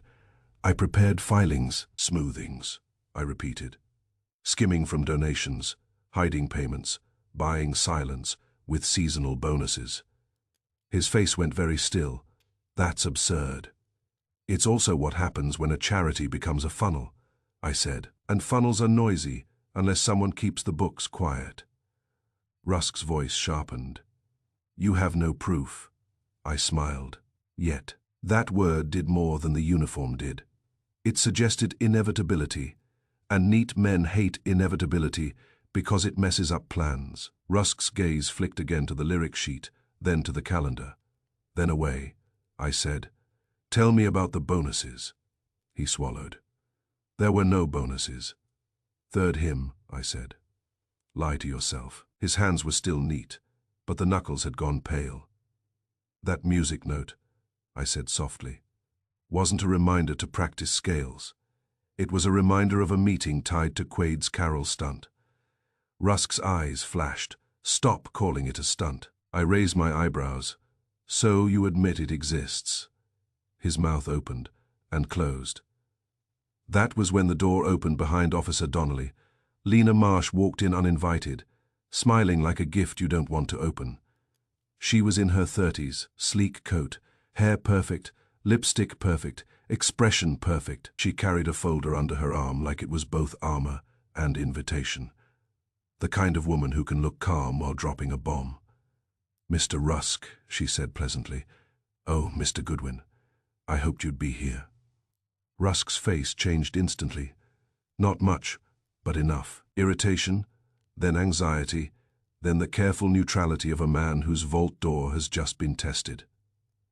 Miss Marsh, he said, this is not a good time. Lena's smile didn't change. It's the best time. The police are watching. No one can pretend. Officer Donnelly cleared his throat, uncertain whether to throw her out or ask for her autograph. I said, Lena, I was just singing hymns. She looked at me with mild amusement. I'm sure. Then she turned her eyes to Rusk, and the warmth vanished. Martin kept a private recording. Rusk went still. The air in the office tightened, as if even the carpet was listening. A recording, I said. Lena nodded. Martin called it his insurance policy. He made it in his townhouse office. He told me that if anything happened to him, I should make sure it reached the right person. Rusk's voice came out thin. You're lying. Lena's smile returned. If I were lying, Owen, I would choose something less effective. Rusk's eyes hardened. Where is it? Lena's gaze flicked to me, then back to him. Not here, not with you, and not with the police. I said, then where? Lena tilted her head. Mr. Wolfe. Rusk's face went pale in a way that had nothing to do with office lighting. Wolfe. Why would? Because Martin believed Wolfe would understand what he was hearing. Lena said smoothly. The recording isn't of accounts. It's of a voice. That hit me the way a wrong note hits, sharp and immediate. I pictured the second singer, the voice too close. The harmony hiding behind someone else's song, I said. A voice from the street. Lena nodded once, A voice from a private meeting. Martin recorded a conversation. A man who thought he was safe because it was Christmas and everyone was distracted by wreaths. Rusk's hands were no longer neat. They clenched. I stood. Lena, why bring this here? She looked at me, and for the first time her smile looked strained. Because Martin is dead and Owen is pretending he's clean. I wanted him to know he isn't. Rusk snapped. You're trying to blackmail me. Lena's eyes narrowed. Number, I'm trying to survive. Officer Donnelly shifted, suddenly less bored. I said, Lena, did Quaid tell you what was on the recording? She hesitated. He said it proved someone was using the charity, someone with a pleasant voice and a cold plan. My mind went to the music note on the calendar, to the printed lyric sheets, to the wire that didn't burn right. I said, and you think that someone is Owen? Lena's gaze stayed on Rusk. I think Owen is part of it, maybe not the whole. Rusk's voice was tight. You don't know what you're saying. Lena's smile returned, sharp now. I know you've been smoothing his numbers. I know you've been paying seasonal bonuses to people who shouldn't get them. And I know you marked last night with a music note because you had an appointment tied to the carol. Rusk's eyes flicked to the calendar again, betraying him like a nervous twitch. I said, all right, that's enough choir practice. I looked at Lena. You're coming with me. Her eyebrows lifted. To where? To Nero Wolfe, I said. Because if there's a recording of a voice, he'll want to hear it, and if Quaid called it insurance, we'd better cash the policy before someone burns down the bank. Lena's smile tightened. I was going anyway. Rusk stood abruptly. You can't take her. Officer Donnelly straightened. Sir, sit down. Rusk stared at the cop, then at me. His neat life had just been bumped, and he didn't know which file to put it in. As Lena and I headed for the door, I looked back at him. By the way, Owen, I said, nice music note. His face tightened. Outside, in the cold, I called Wolfe from the lobby phone before we even reached the street. He answered on the second ring, as if he'd been waiting. Wolfe, I said, we've got an accountant with a midnight music note, an assistant with a recording, and a charity that's starting to sound like a choir of liars. Wolfe's voice was quiet, and his words came out with the calm certainty of a man who already tasted confession in the air. A recording, Wolfe said, of a voice. Yes, I said. Bring her, Wolfe replied. And do not be delayed. I hung up and looked at Lena. She was still smiling, but now it looked like a woman standing on a trapdoor. Let's go, I told her. Because somewhere behind the carols, behind the wires, behind the neat accounts, there was a voice that thought it could hide behind someone else's song. And Nero Wolfe had just decided to listen. Chapter 8. The recording that wanted a witness. Lena Marsh produced the tape recorder from her bag, the way a woman produces a secret when she has kept it too close for too long. Carefully, like it might bite. It was small, black, and ordinary looking, the kind of machine you'd expect a traveling salesman to use for dictation, or a student to use for lectures. That was the trouble with it. In a city like New York, the most dangerous objects don't look dangerous. They look practical. We were back in Wolfe's office. Fritz had put fresh coffee on the tray, because Fritz believes caffeine makes the truth easier to swallow. Saul Panzer sat in the yellow chair, with his hat on his knee, quiet and watchful. Wolfe sat behind his desk, not moving, eyes narrowed in the way they narrow when the world has finally brought him something worth his time. Lena placed the recorder on the blotter, as if placing evidence in court. Wolfe looked at it. That is it. Yes, Lena said. Her voice was steady, but her fingers were not. Quaid called it his insurance. Wolfe's mouth tightened. A strange term. Insurance is purchased against loss. This seems purchased against conscience. Lena's smile appeared briefly and died. Martin wasn't a saint. No, I said. Just seasonally decorated. Lena shot me a look that might have been gratitude if she wasn't too busy being scared. Wolfe's gaze fixed on her. Play it. Lena hesitated. Her hand hovered over the buttons. Before I do, Summonan tried to ruin it. Wolfe's eyes narrowed. Explain. Lena swallowed. I found it in his desk drawer after the police left. The tape was different, spliced, like someone opened it and put it back. Saul spoke quietly. Splice leaves marks. Lena nodded quickly. Yes, and when I played it, some parts sounded warped, like it had been overwritten. Wolfe's gaze sharpened. Play it. Lena pressed a button. The recorder clicked, then a soft hiss filled the room, the sound of magnetic tape and secrets. Then Quade's voice came through, close and slightly nasal, the voice of a man who had spent too many hours talking into microphones about generosity. Test. 1, 2, Quade said. This is Martin Quade. If you're hearing this, it means I was right to be paranoid. Merry Christmas, I muttered. Merry Christmas. Wolfe's eyes flicked to me like a warning, and then returned to the tape. Quade's voice continued. Meeting with Owen Rusk. December. A click, then a different segment. Phone call with... Another click. Lena's hand lifted slightly, and she frowned. It's skipping, she whispered. That wasn't me. The tape continued anyway, jumping like a nervous witness. Quade's voice returned, lower, more tense. They think I don't notice. They think because I smile and shake hands, I don't keep records. But I do. I keep everything. Not a full choir. Not polished performance. Just a man singing softly, testing the line like a locksmith tests a door. The melody was familiar, one of the common carols that had been dragged through every December party in Manhattan until it had worn thin. And then, after a bar or two, another voice joined in late. It wasn't Hart's voice. It wasn't the voice of any amateur church singer.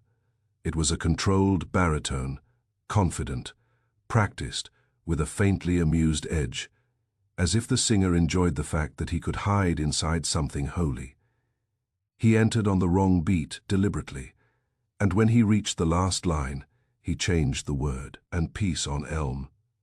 The voice sang softly, as if savoring it. My skin prickled. Wolfe did not move. His eyes did, narrowing further, as if he could see the man through the sound. Then the tape hissed sharply. A scrape, a sudden thin whine, and a wash of garbled noise that sounded like someone had held a magnet to the truth and smiled. Lena cursed under her breath, one small sharp word that she immediately looked guilty about because Wolfe was in the room. Wolfe's voice was calm. Someone attempted to overwrite. Saul nodded. That section, the late entry. Lena's hands clenched. Yes, that's what I meant. The part that matters most, the part where the voice enters late. Someone tried to erase it. I leaned forward. But it's still there. Part of it, Lena said. Enough to prove it existed. Wolfe's gaze sharpened. Enough to prove intent. The tape continued, but the next minutes were less useful. Quade's voice again, angry, then frightened. It's not just money, Quade said. It's leverage. The carols are codes. He uses them like keys. He thinks nobody notices because they're smiling and clapping. But I noticed. I recorded him practicing it. I recorded him saying it. The tape crackled and dissolved into nonsense again. Wolfe held up a hand. Lena stopped the recorder. Silence settled in the office like dust. Wolfe said softly. The voice is familiar. I blinked. Familiar to you? Wolfe's eyes narrowed. Perhaps, or perhaps I infer familiarity because it is confident. It expects obedience, Saul said. It didn't sound like Hart. No, I agreed. And Mira said she heard a voice too close behind the group. A man, humming harmony. Wolfe nodded once. Yes, a man who knows music. I frowned. Or a man who knows how to fake it. Wolfe's gaze held mine. Me. Owen Rusk. Maybe. If he was in the office. And Dale Mercer. That made my eyebrows lift. Mercer. Lena nodded. The building manager. He had keys. He came in all the time, checking locks, checking heat, checking liability. Martin liked him because he said he kept the place safe. Wolfe's mouth tightened. A man who speaks often of safety usually profits from fear. I said, Mercer was at the townhouse when the police arrived. He let them in, he had access after. Lena nodded quickly, and after Martin died, he was nervous. Nervous how? Wolfe asked. Lena hesitated, choosing her words carefully. He kept talking about locks, about whether the window had been left open, about whether the Christmas lights were up to code. Like he was building an explanation before anyone asked for one. Saul's voice was low. Nervous men advertise guilt without saying a word. Wolfe nodded once. Yes. I leaned back and let the pieces settle, the tape damaged by someone who knew it existed. The attempted overwrite aimed at the late voice. Mercer's sudden obsession with locks and liability. Wolfe's gaze fixed on me. Archie, the simplest truths are often the most durable. I blinked. That sounds like philosophy. It is strategy, Wolfe corrected. The killer tried to erase what he knew existed. Therefore, we must seek what he does not know exists. I frowned. Like what? Wolfe's eyes narrowed. A witness. An overlooked record. A mechanical trace, Saul said. Quaid recorded multiple things. Wolfe nodded. Yes, he was thorough. That is why he died. He looked at Lena. Where did he keep his recordings? Lena swallowed. Sometimes on tape. Sometimes, he said he had copies. He liked copies. Wolfe's gaze sharpened. Where were the copies kept? Lena shook her head. I don't know. He didn't tell me everything. Wolfe's eyes narrowed further. Then you are less useful than you believed. Lena flinched. I'm trying. Wolfe's tone remained calm, but it had steel. Then try harder, think. Did he ever mention a hiding place? A safe deposit box? A duplicate tape? A second machine? Lena's eyes shifted upward as she searched her memory. He once joked that he had insurance in the Wreath. I blinked. In the Wreath. Lena nodded quickly. It was one of his stupid jokes, he said. If they ever hang me, at least I'll have insurance in the Wreath. I thought he meant his reputation, his charity. Wolfe's eyes narrowed. Or he meant exactly what he said. Saul's eyebrows lifted slightly. A physical hiding place in Holiday de Ficor, I said. That wreath on the mantel. Wolfe did not move, but the air in the office shifted. Wolfe had found something he could bite.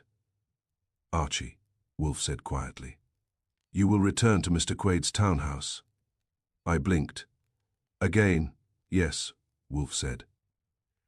You will look for what cannot be erased if you do not know it exists. What am I looking for?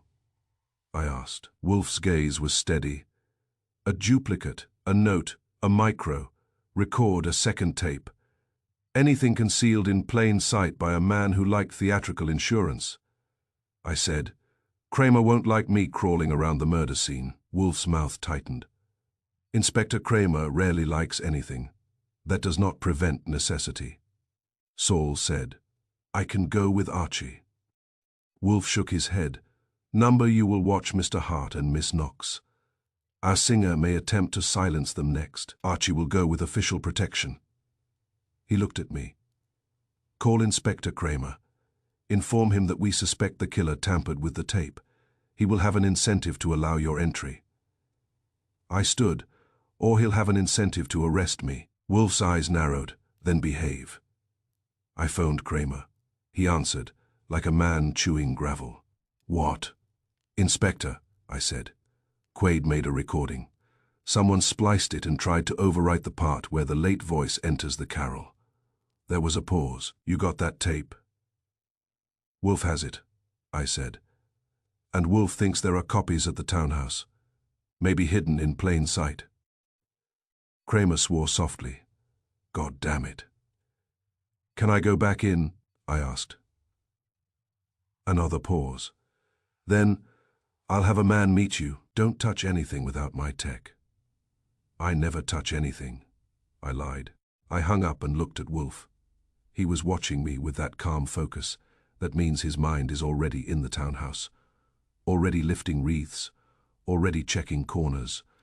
Wolfe said, remember, Archie, What the killer attempted to erase is what he fears. What he did not attempt to erase is what he forgot. I nodded. And forgotten things are the easiest to find. Wolfe's eyes narrowed. If you know where to look. I glanced at Lena. She sat stiffly, hands clasped, looking like a woman who had carried a snake too long and now wasn't sure whether to release it or keep holding tight.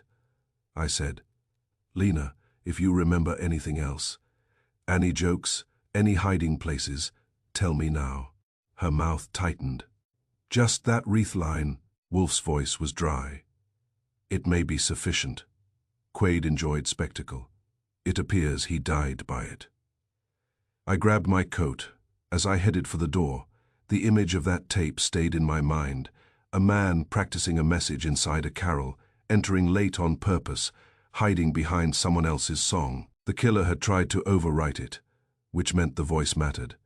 And if the voice mattered, it wasn't just any voice. It belonged to someone who expected never to be heard clearly.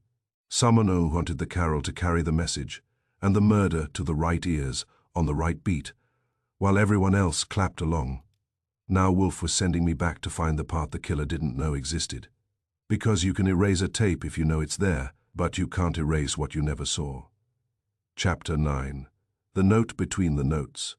Quaid's living room looked worse in daylight. At night, Christmas Day fake can pretend to be warmth. In the morning, it just looks like evidence with ribbon. The toppled tree had been righted by the police, but it stood there now like a chastened accomplice. The cords had been bagged and tagged, the scorch marks photographed, the rug rolled back where Tex had knelt.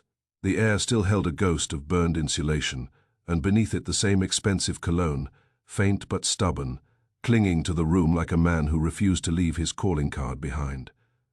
Officer Donnelly met me at the door with a key that wasn't his. Kramer says you can look, he told me. With me here, and you don't touch anything without gloves.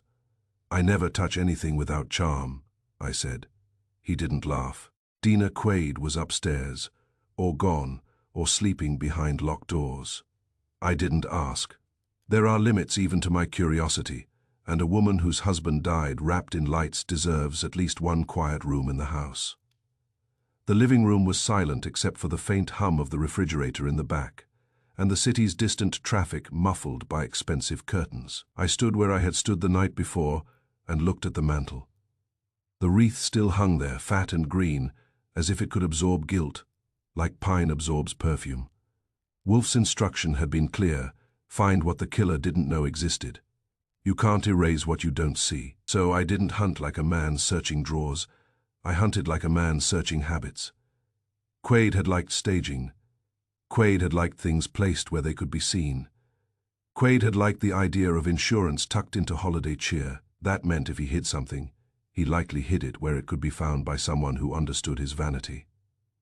I walked the room slowly, letting my eyes travel the same way Wolfe's do, measuring angles, noticing what looked too neat, what looked too new, what looked too new, what looked touched.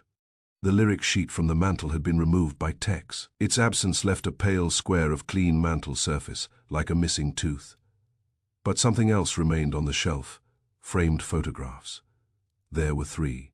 One was a formal charity gala shot, Quaid in a tux, smiling beside a woman in a gown, donors behind them. One was a family photo: Quaid, Dina, maybe a nephew or cousin, all posed with the tree. The third was smaller, tucked to one side, Quaid shaking hands with a man whose face had been cropped by the frame's edge, as if Quaid had wanted to remember the handshake, but not the hand. That third photo bothered me because it looked handled. The frame wasn't dusty the way the others were. It was clean where fingers had wiped it, the way people wipe something they look at too often. I nodded to Donnelly. Gloves. He handed me a pair from a bag. I pulled them on. I picked up the third photo carefully, lifting it straight up so I didn't disturb anything beneath it. The back of the frame was cheap, cardboard and little metal tabs. The kind of frame you buy because the picture is what matters, not the wood. Behind it, pressed against the wall, was a folded sheet of paper. Not the printed lyric sheet the killer wanted us to see. This one was creased from being handled too often. The folds softened and rounded by repeated opening and closing. The paper was slightly smudged at the edges, not from dirt, but from human use. I felt a small thrill, the kind you get when you find the hidden compartment in a desk you've used for years and realize you've been living beside a secret. Donnelly leaned in. "What is it?" "A note between the notes," I murmured. He frowned. "Don't get poetic." I pulled the sheet out carefully and unfolded it. It was another lyric sheet. Same carol, same altered last word, elm. But this one wasn't clean. It had pencil marks, timing marks, little lines above certain syllables, like a conductor's cues, a bracket drawn over the bar where the second voice should enter. And in the margin, neat and tiny, were numbers, seconds, not measures. Enter at 34. Hold back, late voice. At 52, a man doesn't write that, unless he cares about timing the way a safecracker cares about tumblers. Beside the timing marks was something worse, a tiny diagram of a light cord. It wasn't an artist's sketch, it was functional. A straight line with a plug, a splice point marked with an X, and a note swap lead, per H, ID under branches. My throat tightened. Someone had planned the music and the murder on the same sheet. I held it steady and let my eyes take in the handwriting. It wasn't Hart's. Hart's handwriting would have been rounded, teacherly, trying to be friendly. This was tidy, practiced, the kind that balances columns and never smudges, the kind that writes numbers for a living, the kind of handwriting that belonged to Owen Rusk. I exhaled slowly. "Well, Owen," I muttered, "you're neater than your conscience." Donnelly stared at the page. "Is that a diagram?" "A diagram of how to make Christmas lights lethal," I said. "Somebody drew instructions." Donnelly's face hardened. "Kramer needs to see that." "He will," I said. "After Wolfe." I snapped photos with the little camera the police had grudgingly allowed me to bring. No flash, no touching beyond what was necessary. I noted exactly where it had been behind the third frame, right side of mantel, behind Quade's handshake photo. Then I looked again at the photograph. The cropped man's hand in the picture wore a ring. Plain band, his sleeve was dark. The handshake looked stiff, formal. I flipped the frame over and checked the back. There was a small label from a framing shop, and beneath it, written in the same tidy handwriting as the timing marks, a note. "He sings. He thinks I don't listen."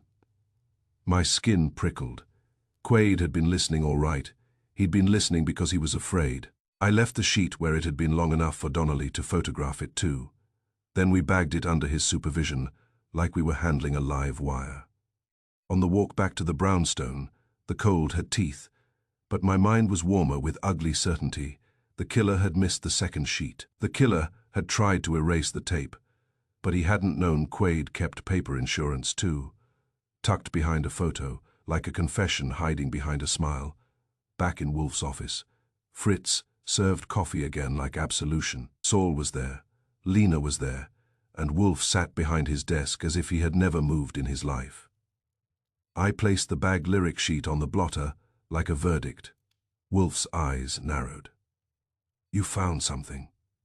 "Two things," I said. A second lyric sheet, hidden behind a framed photo on Quade's mantel, creased from handling pencil timing marks, showing exactly when the second voice should join, and, I nodded at the bag, a diagram of the light cord splice point with instructions. Saul's gaze sharpened, Lena's mouth tightened. Wolfe didn't touch the bag. He leaned forward just enough to read through the plastic. "The handwriting," Wolfe murmured. "It's tidy," I said. "Practiced column, balanced, never smudges. It's Owen Rusk's handwriting. I'd bet your orchid budget on it." Wolfe's eyes narrowed. "Yes," Lena whispered. "Owen," Saul said quietly. "It fits. He prints. He schedules. He keeps records." I nodded. "He wrote the cues. He wrote the diagram. He wrote the plan." Wolfe's eyes remained fixed on the sheet. "And yet," I frowned, "and yet what?" Wolfe leaned back, and for a moment There was something on his face I rarely see, satisfaction without joy. "The voice on the tape," Wolfe said. I nodded. "Exactly. The surviving tape fragment, one clean bar that resisted overwriting, doesn't belong to Rusk. Rusk's voice is thin and careful. The singer's voice is confident, controlled, like a man who enjoys giving orders." Wolfe's mouth tightened. "The writer is not the singer." Saul nodded once. "Two men." "Or more," Wolfe corrected, I said. "So Rusk planned the timing, the cue sheets, maybe the finances. But someone else did the actual singing.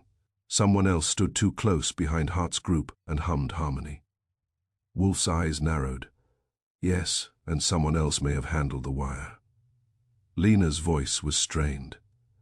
"Then Owen isn't the killer."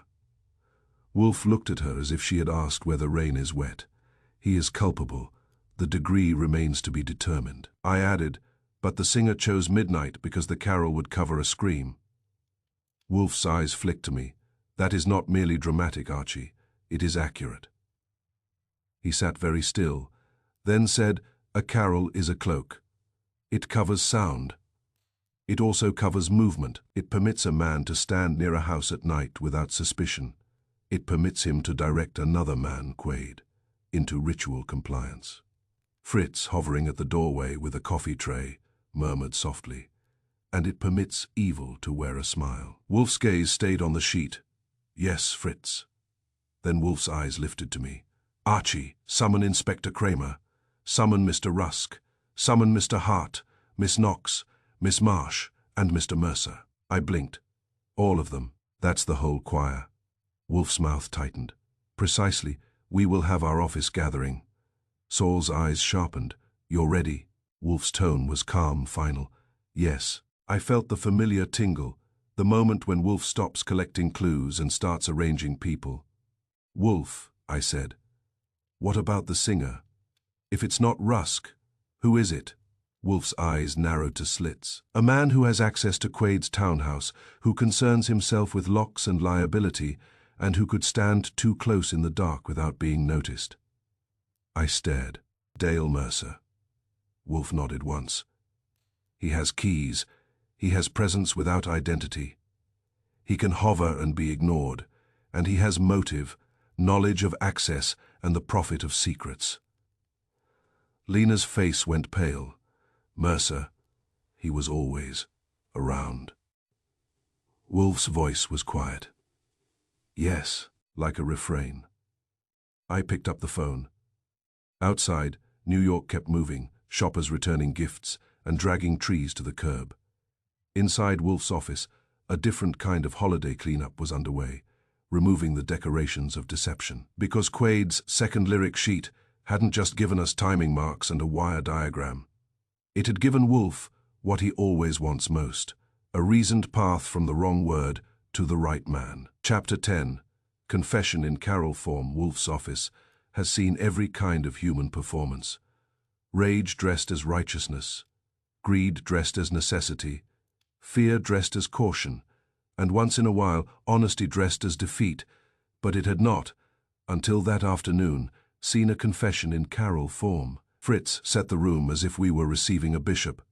Chairs aligned, water on the side table, the fire coaxed into a polite burn. If you put enough order into a room, Wolfe believes, disorder will either retreat or reveal itself by stumbling. Kramer arrived first, because the law likes to arrive early when it suspects it may be embarrassed later. He came in with Sergeant Pearlie Stebbins at his shoulder and the expression of a man who had been told he was invited to a lecture and would rather have been invited to a bar fight. "I hope this is worth my time," Kramer growled, lowering himself into the chair near the door. Wolfe did not look at him. "It will be worth mine, that should suffice." Then the others came in one by one, each escorted as if to a civil trial. Caleb Hart entered with his hands clasped and his face pale, still wearing choir manners like armor. Mira Knox came with him, chin up, eyes sharp, looking less like a witness and more like a woman who had decided she refused to be used again. Wolfe let her sit, though he had not summoned her explicitly. I could tell by the angle of his eyes that he had seen the advantage in having someone present who would notice details no one else wanted noticed. Lena Marsh arrived next, composed and glossy, her smile controlled, her fear tucked behind it, the way a woman tucks a knife into a stocking. She sat and crossed her legs with deliberate calm, as if posture could prevent consequences. Owen Russ came in stiffly, dressed in one of those immaculate suits that looked like they were pressed by a machine and approved by an accountant's conscience. His eyes moved quickly, taking in Kramer, Stebbins, Hart, Lena, and me. He did not look at Wolfe's desk, for long, neat men avoid looking at the thing that might mess up their neatness. Dale Mercer was last. He was a man you could forget while you were staring at him. Medium height, decent coat, hair trimmed in the kind of careful way that says reliable. His face carried a mild, professionally concerned expression, the sort of expression building managers keep on file for tenants with complaints. He brought the faint smell of expensive cologne into the room with him, and I saw Lena's nostrils flare almost imperceptibly as she recognized it. Mercer's eyes went to Wolfe, then to Kramer, then to the chairs, and he took one without being told, as if he had attended office gatherings before. Wolfe waited until the room had settled into silence. Wolfe loves silence. It makes people hurry to fill it, and in hurrying, they spill themselves. He spoke at last, mild and exact. "You are here because Martin Quaid is dead." Hart flinched. Lena's smile tightened. Rusk's jaw set. Mercer's expression did not change, but his right hand slid slightly on the arm of the chair, as if seeking a more comfortable grip on himself. Kramer growled, "Wolfe." Wolfe raised a hand without looking at him. The gesture was not rude, it was simply final. "We will proceed," Wolfe said. "Mr. Quaid's death has been treated by the coroner as an unfortunate accident involving holiday lighting. That opinion is convenient to the murderer. It is also incorrect." Kramer's face darkened. "My people, your people," Wolfe said, still mild, "often mistake convenience for truth. Fortunately, I do not." He turned his eyes, heavy and deliberate, to the group. "Mr. Hart, you were compelled to alter a carol." Hart swallowed. Yes, but I didn't." Wolfe cut him off with a slight movement of his fingers, the way a conductor cuts off a chorus. "I do not accuse you of murder, Mr. Hart. I accuse you of being used." Hart looked relieved and ashamed at the same time. Wolfe continued, "Miss Marsh, you produced a recording made by Mr. Quaid." Lena nodded. "Yes." Wolfe's eyes narrowed. "Mr. Rusk, you are Mr. Quaid's accountant." Rusk's voice was tight. "I was, yes." "And Mr. Mercer," Wolfe said, "you were the building manager of Mr. Quaid's townhouse." Mercer's smile held. "That's right. I handled maintenance and locks," Wolfe said softly. "Liability, access." Mercer's smile tightened slightly. "Yes, those too." Wolfe folded his hands on the desk. "Now we will listen." He nodded to me. I stood, crossed to the side table, and picked up the small tape recorder Lena had produced. I set it on Wolfe's desk. Wolfe did not touch it. He looked at me again. I pressed play. The office filled with tape hiss and Quaid's voice. Then the fragment Wolfe wanted, the rehearsal, the melody, the late entry. The late voice came in on the wrong beat, confident, controlled, and for one clean bar, the bar that had resisted overwriting, it sounded as if it had been waiting for years to be heard. "And Peace on Elm," the voice sang. I stopped the tape. Silence fell hard. Hart stared at the desk, his throat working. Mira's eyes narrowed, listening to memory. Lena stared at Mercer without blinking. Rusk's face was rigid, but his eyes flicked once, quick toward Mercer and then away, like a man checking which way the wind is blowing. Mercer sat very still, wearing his mild concern like a mask. But his breath had changed just slightly. A man who sings for practice has a singer's breath, and for an instant his chest rose, as if remembering a note. Wolfe spoke gently. Mr. Hart, that voice is not yours. Hart shook his head quickly. No, sir. Nor yours, Miss Marsh, Wolfe said. Lena's lips tightened. Number Wolfe looked at Rusk. Mr. Rusk, that voice is not yours. Rusk's jaw clenched. Of course not. Wolfe's eyes remained steady. Then it belongs to someone else in this room. Kramer leaned forward, eyes hard. Wolfe. Wolfe raised a hand again, not looking at him. Patience. Inspector, you will have your moment of shouting. He turned back to the group. We have established that Mr. Quaid used caroling events, some public, some private, to deliver coded messages. The altered lyric sheets were not an accident of creativity. They were cue cards, designed to be read aloud at a certain moment, with a certain word, an incorrect word, serving as a signal. Hart swallowed. A signal to who? Wolfe's gaze shifted heavy to Mercer, to a man positioned nearby. Mercer's expression remained polite. Mr. Wolfe, I don't know what this. Wolfe cut in, still mild. You will, Mr. Mercer, you will. He nodded to me. I stepped to the side table again and brought the second lyric sheet, sealed in evidence plastic, holding it up so all could see the pencil marks through the clear sleeve. This, Wolfe said, was concealed behind a photograph on Mr. Quaid's mantel. It bears timing marks and, most significantly, a diagram of the sabotaged light cord. Rusk's eyes flicked to it. His face tightened, and a faint flush crept up his neck. The flush of a man who sees his own handwriting in public. Wolfe's eyes did not miss it. The handwriting on those notes is tidy and practiced. It belongs to Mr. Rusk. Rusk's voice snapped. That's ridiculous. It is not, Wolfe replied. Mr. Goodwin compared it to your desk calendar entries. It matches. Furthermore, the precise, clerical notation is characteristic of your habits. Rusk's hands tightened on the chair arms. Even if it did, what does that prove? That I, drew a diagram. Wolfe's voice remained calm. It proves that you wrote the plan. Rusk's mouth opened, then closed. Wolfe continued, but you did not sing.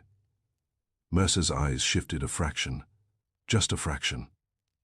Wolfe leaned back slightly, as if arranging the final pieces. Mr. Rusk prepared the cue cards and the timing. He had access to Mr. Quaid's records, his calendar, his donor lists. He had motive to control information and conceal irregularities. Mr. Quaid, however, became inconvenient. He recorded the rehearsal.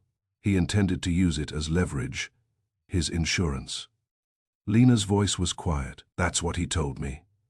Wolfe nodded once. Yes, but someone anticipated him. Kramer growled. You're saying Rusk killed him? Wolfe's eyes flicked to Kramer for the first time, and they were cold. Inspector, if I were saying that, I would say it. I am saying something more accurate. Mr. Rusk enabled the murder. Another man executed it. He turned his gaze back to Mercer. Mr. Mercer had what Mr. Rusk did not: access without scrutiny, keys, familiarity with the townhouse, the ability to be present without being memorable. Mercer's smile tightened. That's insulting. Wolfe's voice stayed mild. It is descriptive. I saw Hart glance at Mira, and Mira's jaw set. She knew what I knew. A voice too close to be a stranger belongs to someone who can stand near you and be ignored. Wolfe went on. Mr. Mercer also had opportunity to tamper with the tape recorder. After Mr. Quaid's death, Miss Marsh reported the tape had been spliced and partially overwritten. That action requires knowledge that the recording exists and access to it. Mr. Mercer had both. Mercer's hand shifted again, almost invisible. His fingers rubbed the chair arm as if testing texture. Wolfe's eyes sharpened. Now we come to the wrong word, Elm. He lifted the original note from his blotter, the one left on our step, and held it between thick fingers without apparent distaste, as if the paper had finally earned its place. You chose Elm, Wolfe said, because it is not merely a location, it is your label. Mercer blinked. My label? Wolfe's gaze was steady. Mr. Goodwin spoke with the patrolman at Mr. Quade's townhouse and learned that you carry a ring of keys. Key tags must be labeled. Most men use numbers. You used a word. Mercer's smile flickered. That's every building manager uses labels. Not that label, Wolfe said softly. He nodded to me again. I reached into my pocket and produced what Donnelly had quietly let me photograph earlier. A picture of Mercer's key ring taken at the townhouse the night of the murder. The tag was stamped with an uncommon label, the kind you don't see on cheap hardware tags, Elm. Mercer's face changed, not dramatically. He didn't leap up or shout or faint. He simply stopped smiling. And in that small removal of a mask, the room got colder. Hart whispered, "Oh." Mira's eyes narrowed to slits. Lena's smile vanished. Rusk's eyes darted and then fixed on Mercer, as if seeing where the blame might land. Kramer leaned forward, voice hard. "Mercer." Wolfe raised his hand again. "Allow him to speak." "Inspector. He has practiced his timing. Let us see if he can improvise." Mercer's throat bobbed. "That doesn't prove anything. Elm is a word you used in the carol," Wolfe finished. "A word you placed on my doorstep, a word you planted in Mr. Quade's living room. You thought it was safe because it was common and innocent, but you made it uncommon by attaching it to your keys." Mercer's eyes flashed. "That's coincidence." Wolfe's voice stayed calm. "Coincidence does not splice tapes. Coincidence does not draw diagrams of lethal chords. Coincidence does not hum harmony too close behind a choir." Mira's voice cut in, sharp and sure. It was close. Too close. Mercer's eyes snapped to her, and in that snap was something he couldn't hide. Recognition. Wolfe saw it. I saw it. Kramer saw it. Mercer's shoulders stiffened.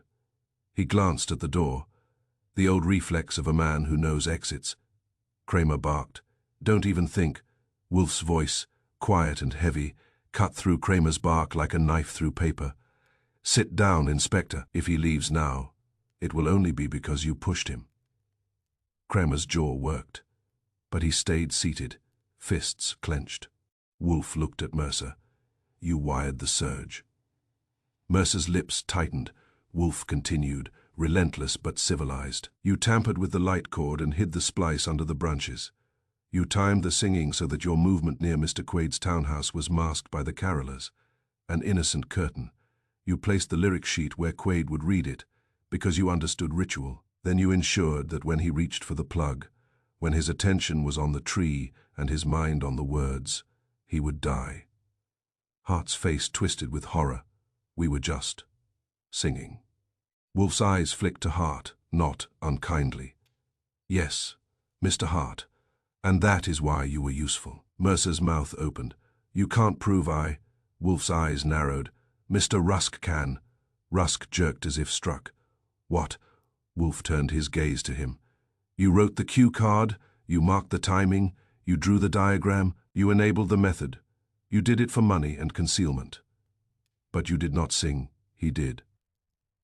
Wolfe nodded toward Mercer. "And now you have a choice. Continue to protect him and become his accomplice in murder, or speak and become merely a criminal." Rusk's face went gray. I didn't." Wolfe's voice stayed calm. "You did. Now decide what you will do next." Rusk looked at Mercer. Mercer stared back, and in that stare there was something like command, the kind of command a man gives when he expects obedience. Rusk flinched. That flinch was the most honest thing he'd done all day. "Stop it," Rusk blurted, voice cracking. "Stop looking at me like that." Mercer's jaw tightened. "Owen," Rusk erupted, neatness collapsing. "You said it was just to scare him. You said the lights. You said he'd back off. You said the carol was just timing." Silence hit the room like a dropped weight. Hart whispered, "Oh God." Lena closed her eyes briefly, as if she had been bracing for that sentence all along. Kramer surged forward, furious.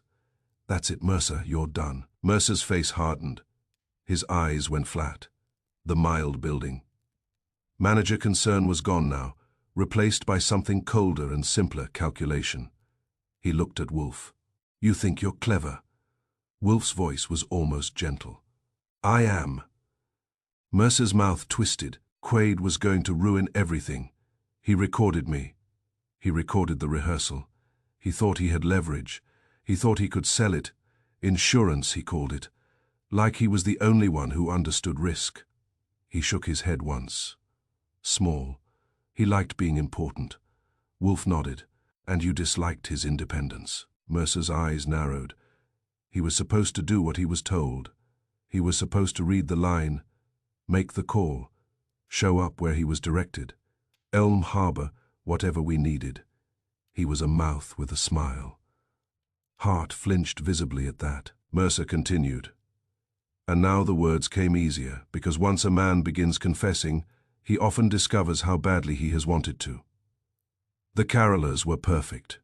Nobody suspects them. They stand on a stoop, they sing, they distract. While they sing, you can move, you can check a window, you can slip inside, you can leave a note, you can do whatever you need. Wolfe's eyes narrowed. And you chose midnight because the carol would cover a scream. Mercer's lips curled faintly. There was no scream. Electricity is quick. Wolfe's voice stayed calm, but you wanted the possibility covered. Mercer's gaze flicked, just once, to the tape recorder on Wolfe's desk. He shouldn't have recorded that. Wolfe's tone was mild. You tried to erase it. Mercer's jaw tightened. I tried to protect myself. Wolfe's eyes narrowed. By splicing tape and overwriting sound, a crude effort. Mercer laughed once, sharp. Crude, you think you can sit in a chair and hear your way into truth. Wolfe's expression did not change, but his eyes sharpened. Yes, Kramer stood, face dark with triumph and anger. Stebbins moved to the door. Mercer's shoulders sagged slightly now, as if the room had become heavier. Wolfe spoke then, and his voice was softer than it had been, almost gentle, as if he was speaking to a man who had made an error in etiquette rather than murder. You hid intent in harmony, Wolfe told Mercer. But you cannot hide a confession from a man who listens. Mercer stared at him, and for a moment there was something like bitter respect in his eyes. Then Kramer stepped in, big hands ready, and the moment was over. As Mercer was taken out, he turned his head slightly toward Rusk and said, quietly, "You were supposed to keep singing." Rusk flinched as if struck. Wolfe did not react. He had already moved on because Wolfe's mind, once it has concluded, does not linger on melodrama. Kramer snapped at Rusk, "You're coming too." Rusk's neatness had collapsed completely now. He rose like a man who had just realized the columns in his life didn't add up. Hart sat frozen. Lena sat still, eyes fixed on the carpet. Mira exhaled slowly, as if she had been holding her breath since midnight. When the police had taken their portion of the room away, Fritz appeared in the doorway with a tray, his face drawn. "Mr. Wolfe," Fritz said softly. "Shall I remove the Christmas decorations?" Wolfe looked at him a moment. "Yes," Wolfe said, immediately. Fritz nodded, relieved to be given an action he could perform cleanly. When the door closed again, I looked at Wolfe. So the writer wasn't the singer. But the writer enabled the singer, which is nearly as culpable. It is a common arrangement. One man does the dirty work. Another keeps the books. I leaned back and let the whole case settle. The altered lyric sheets, the cue marks, the light chord diagram, the spliced tape, the voice too close behind the choir, the key tag stamped Elm, the midnight timing. All that trouble, I said, for a word in a song. Wolfe's eyes narrowed. No, Archie, for silence. I frowned. Silence. Wolfe's gaze was steady. Quaid recorded the voice. He threatened exposure. Mercer used music to control movement and cover sound. He believed harmony would keep everyone polite and blind. Wolfe paused, then added with faint contempt. He underestimated the value of a wrong word. I stood, stretched, and felt my bones remember they belonged to a living man. Outside, New York was already disposing of Christmas. Trees on curbs, paper in gutters, wreaths drooping like tired smiles. Inside, Wolfe returned to his chair and picked up his book, as if the world had finally apologized enough to deserve literature again. And somewhere, in a holding cell, a man who had hidden murder in a carol had learned the hard truth. Wolfe had spoken almost gently. You can hide intent in harmony, but you cannot hide a confession from a man who listens.